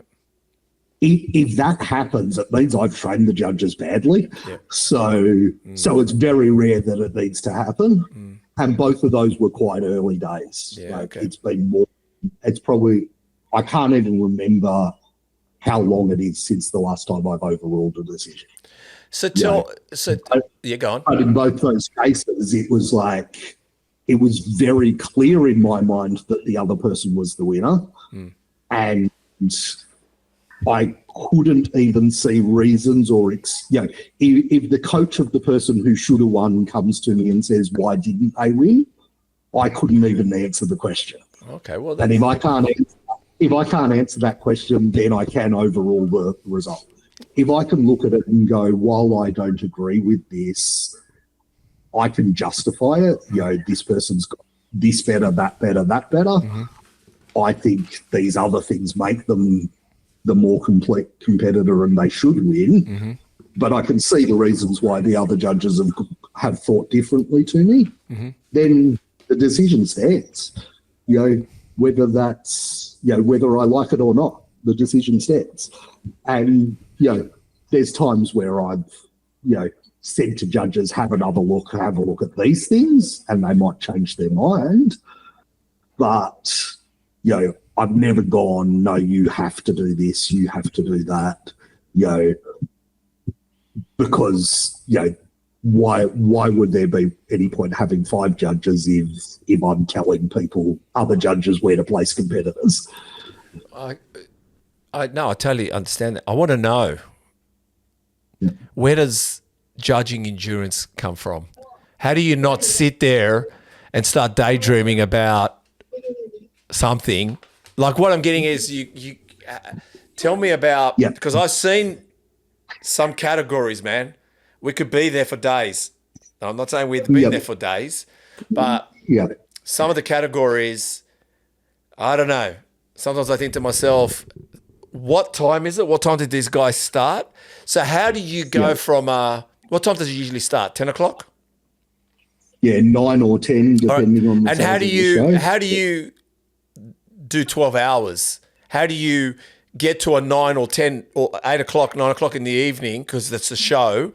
How do you stay fresh? How does a judge do the endurance besides the monster drink? That's actually the answer. That's why I snuck it in. We all live on a lot of caffeine. Yeah, but still, how do you? It's a tough one. Yeah, it is tough. It's tough, man. I believe it's tough. It's like anything, experience. The longer you've been doing it for, the longer you can concentrate. It's also about having those moments in between divisions where you can switch off. So we will have a joke with each other in between divisions, because if you were full on 100% concentration from 9 a.m. till I've had shows finish at 10:30 p.m. That's 13 and a half hours. If you were full on, dialed in concentration that whole time, it wouldn't be possible. So it's having those chats about anything and everything in between divisions, and then switching on when it's time to switch on. But it's also living on caffeine. All our judges get given 2 Monster cans a day on the table. They're all given that, as much as water, and some lollies to snack on. Sugar helps us get through as well. Because it can be long days without. I don't know how you do it, where your mind just sit and eat a meal. You just drift off for a second, because you can't help it. And but there's also, there's times where the judges may have all made our decision, but there's still 3 poses to go. You don't just suddenly go, we're up to rear lat spread, everyone's happy with who the winner is, so let's just not do the last poses. So at that point in time, they become a fan rather than a judge, and they're just sitting back enjoying it.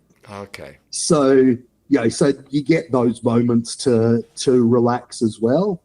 A pose down, everyone's put their decisions in. The judges' decisions are in, and we've got a minute and a half of people having fun posing on stage and doing a pose down. So you get those moments to switch off, and the good judges will have a joke during those times, or be a fan in those periods of time.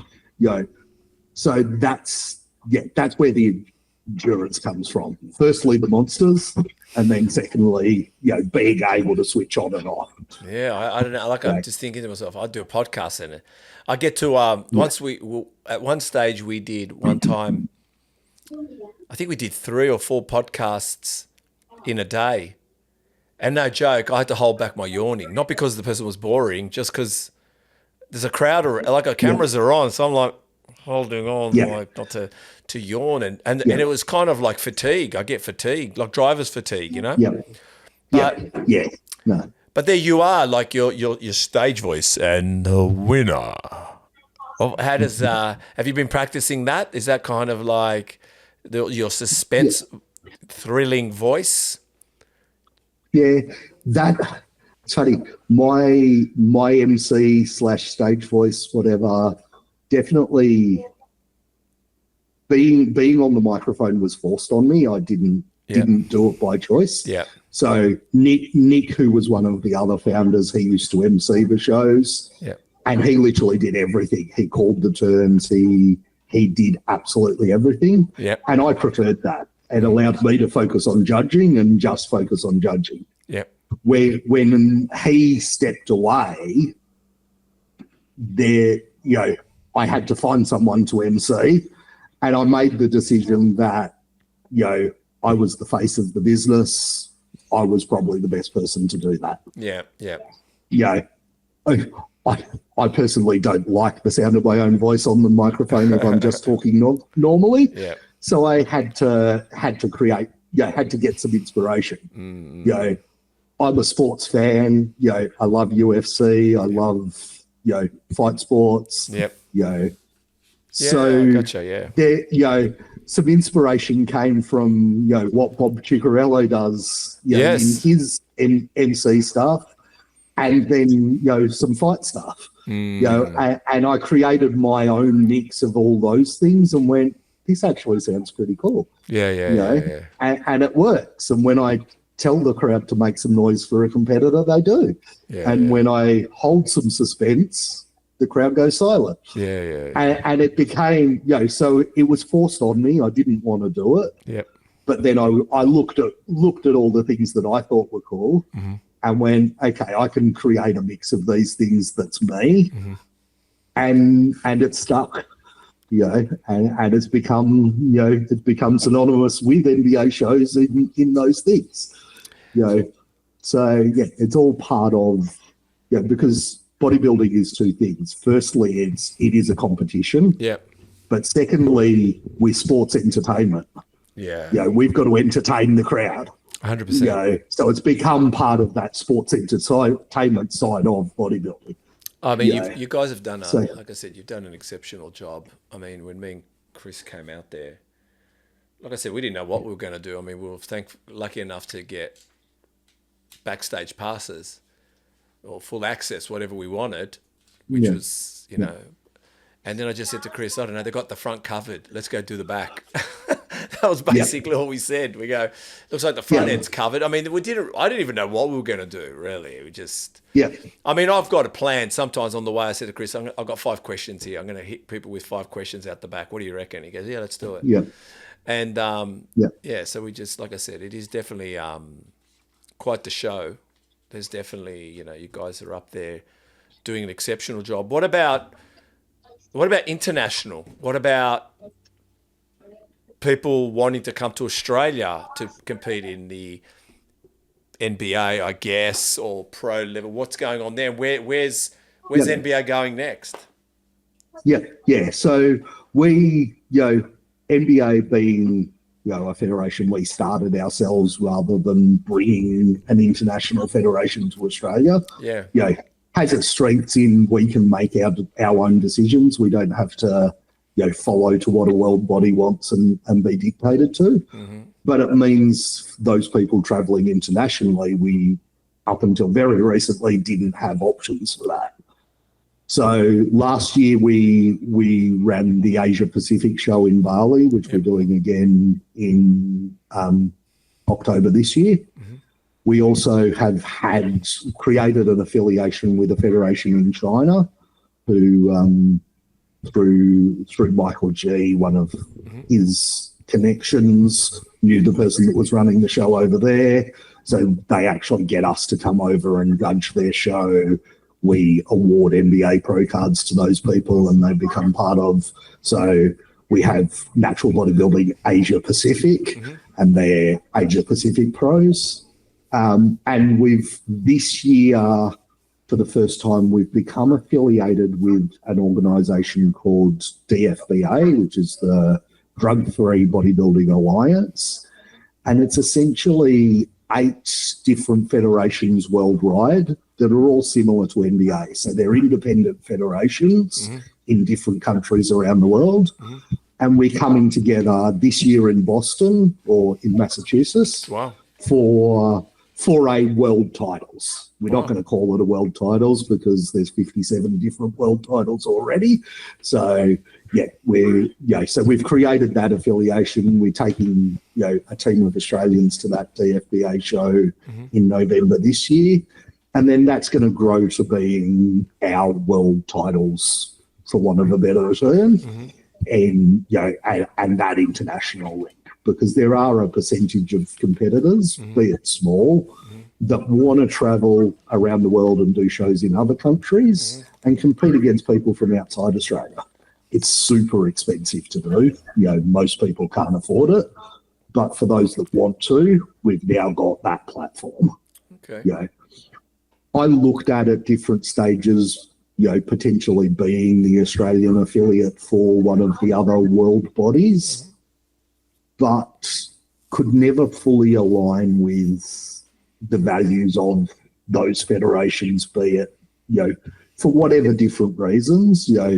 There's some great federations out there, but, they want things done this way when we think this is better, or, just little things, one federation won't have particular divisions that are popular in Australia and say you can't give out pro cards in those divisions or things like that.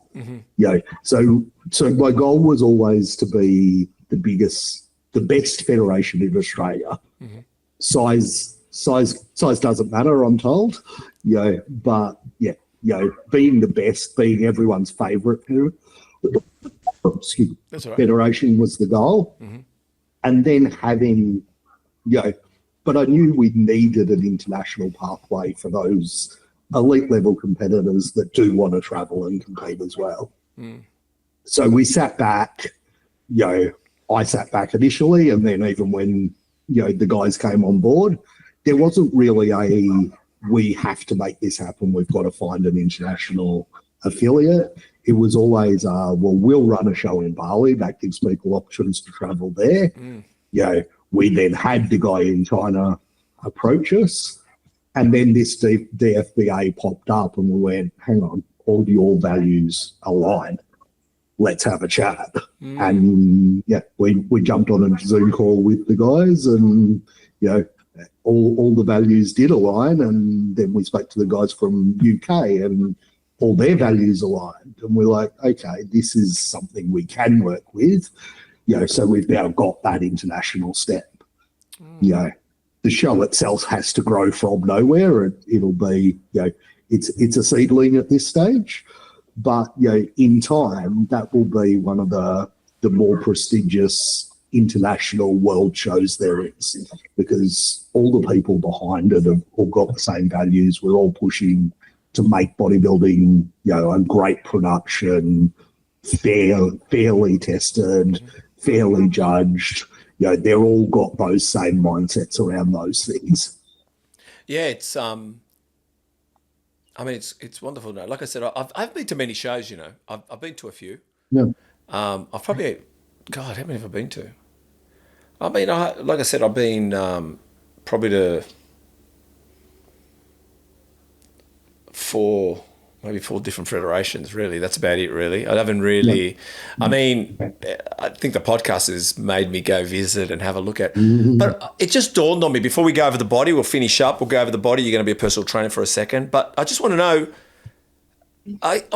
there's a bit of a standout. I haven't seen much with sponsors. I don't see much going on in that area. Not that it's a bad thing or a good thing, but what's going on there, if that makes sense? Because usually I'm seeing somebody with a microwave in the background or some kind of supplements or some kind of this or some kind of that. I don't know. What I'm getting at is what's going on there. I just dawned on me. I never, to be honest, I never thought about it. Just while we were talking, I just went, I just seen these guys run it differently. Yeah. Well, firstly, my own, I came from the ASN background. I sponsored a lot of things as an ASN store owner and, involved with that. Yep. And kind of never really got much of a return for my money. Yeah. So I was always skeptical. When we first started NDA, I was quite skeptical of how can I give back to these sponsors? How can I ask any business to give me something when there's not really a return I can give back to them? So, Before You Speak Coffee have been a sponsor since day dot. Mates of mine own the business, and they've always given product and sponsored quite well. And I've been able to give them return in they've seen sales from competitors. But outside that, for a long time, essentially we were too small to give a valuable return to sponsors. We've definitely hit the point where we can now give back to sponsors who sponsor us. Aren't you being too honest? What kind of a mortgage broker are you? What the fuck happened to the mortgage broker that lied through his fucking teeth? Yeah, even as a mortgage broker, I was honest. It was what was best for the customer. Oh right, okay. Honesty is still most important. But that's being honest. I didn't see how I could give a return, so why would I ask someone for their money if I couldn't give them a return on it? Wow. We're now at a position where we can give a return. Okay. Altered Nutrition have come on as a sponsor this year. Oh, that's good. They're already seeing great things from what they've done. So, I've got businesses now that want to come on board. Michael Galante is very good with that as well. So, we're working together to expand that. But you notice something that is real, and that's why, because up until very recently, I didn't see the product as being able to give a return. Now I can see that. We're going to focus on that very strongly. But we won't bring on a sponsor just to take their dollars off them. We'll bring on a sponsor that we can both add value to each other's businesses. Well, if they're listening, that's a good point. I mean, like I said, you run a very tight, clean ship production. I noticed, like a lot of things. So very, very brand conscious, very brand aware, very black and gold, the crown, the whole thing, very polished. I think what you've brought to NBA, what I see, I'll give you, the only example I can give is I had a juice bar once. At 30, I bought a juice bar in the city, did juice salads, protein shakes. It was about health food. It was the year 2000, exactly. And that's when Boost Juice started. And the funny thing is, they were in Melbourne, I was in Sydney. I just had one shop, and they thought that we were a franchise only because every single person in my establishment had a uniform they had to wear, which was a green T-shirt, and it had to be blue jeans or blue jean shorts or a blue jean skirt, decent runners, a cap, and a badge. There's a badge to wear. And I had a mascot. It was an orange. There was and it was called Juicy. And that was because I worked for HSBC as a network engineer. So I had this mentality, if HSBC can make me feel important, if HSBC can make me feel part of a big company, it was because of their uniformity, because of their systems, their procedures, even contingencies. Everything was basically set up to me feeling like. And so that's what I did within the juice bar. I just made people feel like when they worked for me, they felt like our company or my little business outshone the other businesses in professionalism. Maybe we paid the same. Maybe someone paid more, but I knew money was never going to make you happy. What makes you happy is having purpose. So I'm kind of seeing NBA doing the kind of same thing in a sense. Yeah, very much so. And I think you've brought some corporate to it. I think you've brought a corporate element to it. Yeah. And, I came from that franchising background. I was involved with ASN when they went from company owned to selling franchises. Yeah. So, I was involved from day dot of writing the franchise rules for ASN. Yep.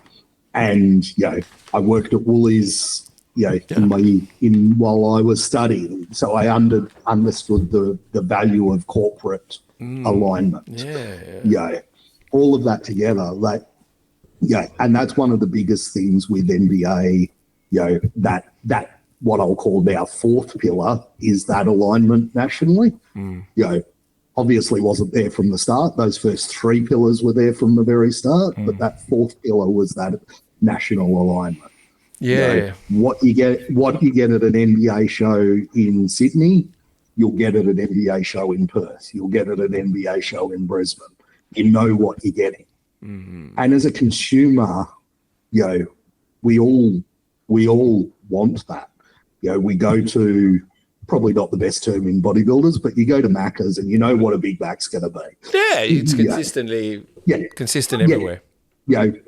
Whether it's in Sydney, whether it's in Cairns, there's different store owners and they might think there's different ways to run their business, but they all know this is the model that works and they follow the model and they cook the Big Mac the way the Big Mac should be cooked. And as a consumer, we value that. There's no different with us. From the day dot, we've had, the same graphic designer that, has been there. Actually, the very first year we had a different designer, and it was actually his mentor. Then, actually, I would have moved on to that person, and that same person designs our posters, our everything today. So we've had a brand consistency in everything that's on social media from day dot. All of that consistency builds trust. Oh, most definitely. I think that, like you said, and I've noticed it as well in sporting arenas, I think someone that really worked it from the very start was the WWE, Rock and Roll Wrestling. But then UFC's done a great job. UFC's done an amazing job. They've taken it to another level. They've surpassed the boxing and any martial arts. UFC's done an amazing job. And what they've done is to get into the mainstream. That's the people can get into the mainstream. But also, from sporting codes. I mean, branding is very important. I mean, ourselves too here at Muscle Talks, we've been very consistent in doing what we do. The only thing is I do want to get a female host in. I just don't know how to give her a moustache. That's the hardest part. Yeah. I mean, we've spoken to a few Europeans, maybe even a Macedonian, but Chris ain't willing to put a dress on. Yeah. Yeah, though I'm sure he looked great in a dress.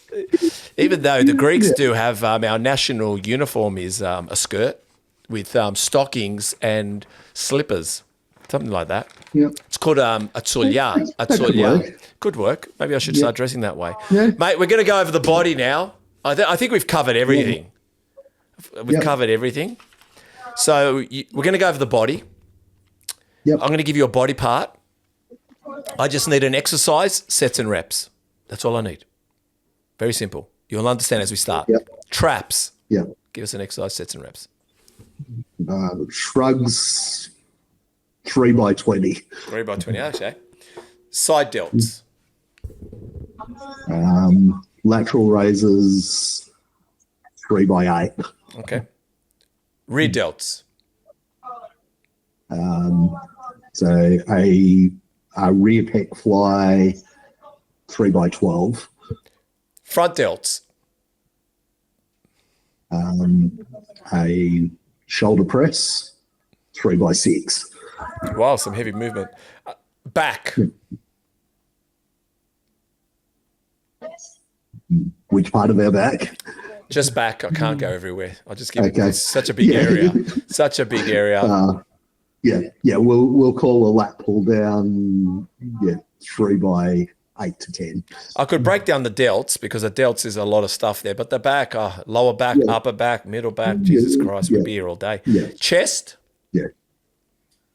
Bench press 3 by 5. Incline or flat?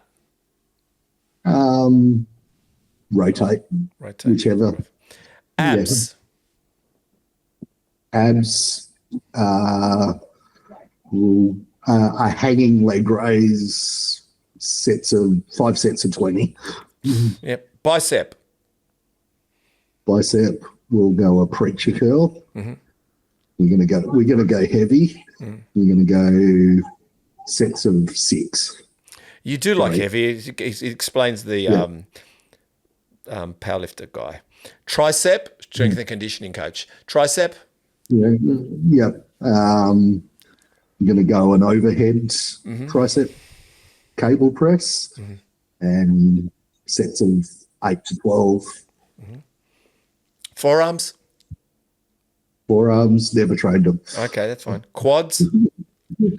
Quads, we'll go a leg extension. We're gonna torture ourselves and go sets of 20. Oh, yep. Hamstrings. Yep. I was told by Bob Ciccarello not to say hammies. I said to Bob Ciccarello last week, I had Bob Ciccarello on last week, and I go, hammies. He goes, don't say that. Don't say hammies. Well, however he talks, like I'm not doing a good Bob Ciccarello. Yeah. But he goes, it's hamstrings. What was his reason for that? Yeah. I don't know. I was going to argue with the voice of bodybuilding, but no, I wouldn't either. Yeah, hamstrings. Yeah. Well, more recently, I prefer a seated hamstring curl. Yeah. But yeah, in my earlier days, I would do a lying leg curl. Both again heavy, sets of 6 to 8, and 3 to 4 sets. Okay. Glutes.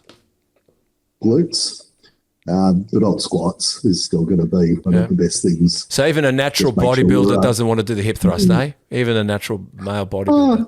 No, hip thrusts are great. I'm playing. Yeah. But the squat is a good one, eh? Yeah. Calves. Let's get real old school and doing donkey calf raise. I love a fucking donkey. I tell you, I've discovered the donkey at Metroflex when I was training there, and I felt like I could meditate while I do calves. It's like this, you just lean there, you can stack the damn thing, and you can go into a daydream. Just sit there and keep moving it and just fucking think about what you're going to have for dinner, what are you going to do next week, read a book. Yeah. It's just a beautiful exercise, the donkey, but you can't find it everywhere. No. Tibialis. Ooh, now you're getting fun. Yeah, I did. I went fun there for a minute. Yeah. You don't have to say anything. You got me. I got you. It's purposely done to get people. Yeah. Okay. Besides, where can we find you? Promote yourself, mate. Even though the same page on NBA is the same page on Stu _something. Where can we find Stu? Yeah. So my personal page on Instagram, Stu STU _NBA _O_NBA. But that's just an extension of the NBA page. So the NBA page is NBA Australia _official. So yeah. Well, mate, thank you so much for coming on. I really appreciate it. Thank you for reaching out as well and your patience. And I think we got here and ended up being a great podcast together. Thank you for sharing. Yeah. Great chat. Great chat. Thanks for having me. You're welcome, mate. You're welcome. Hey guys, another podcast done with another wonderful guest. They're all greats, no matter who they are. So to continue what we're doing and to keep supporting you and bringing in the very best, if you could subscribe, hit the notification bell, press like, it only helps us to grow this channel even further. We really appreciate the support, and to go and find more all around the world. Bring them here to Muscle Talks podcast and share real, raw, and honest conversation around a sport we love, bodybuilding. Thank you for watching this podcast. Thank you for watching all podcasts. So subscribe, hit the notification bell, like, and continue watching us here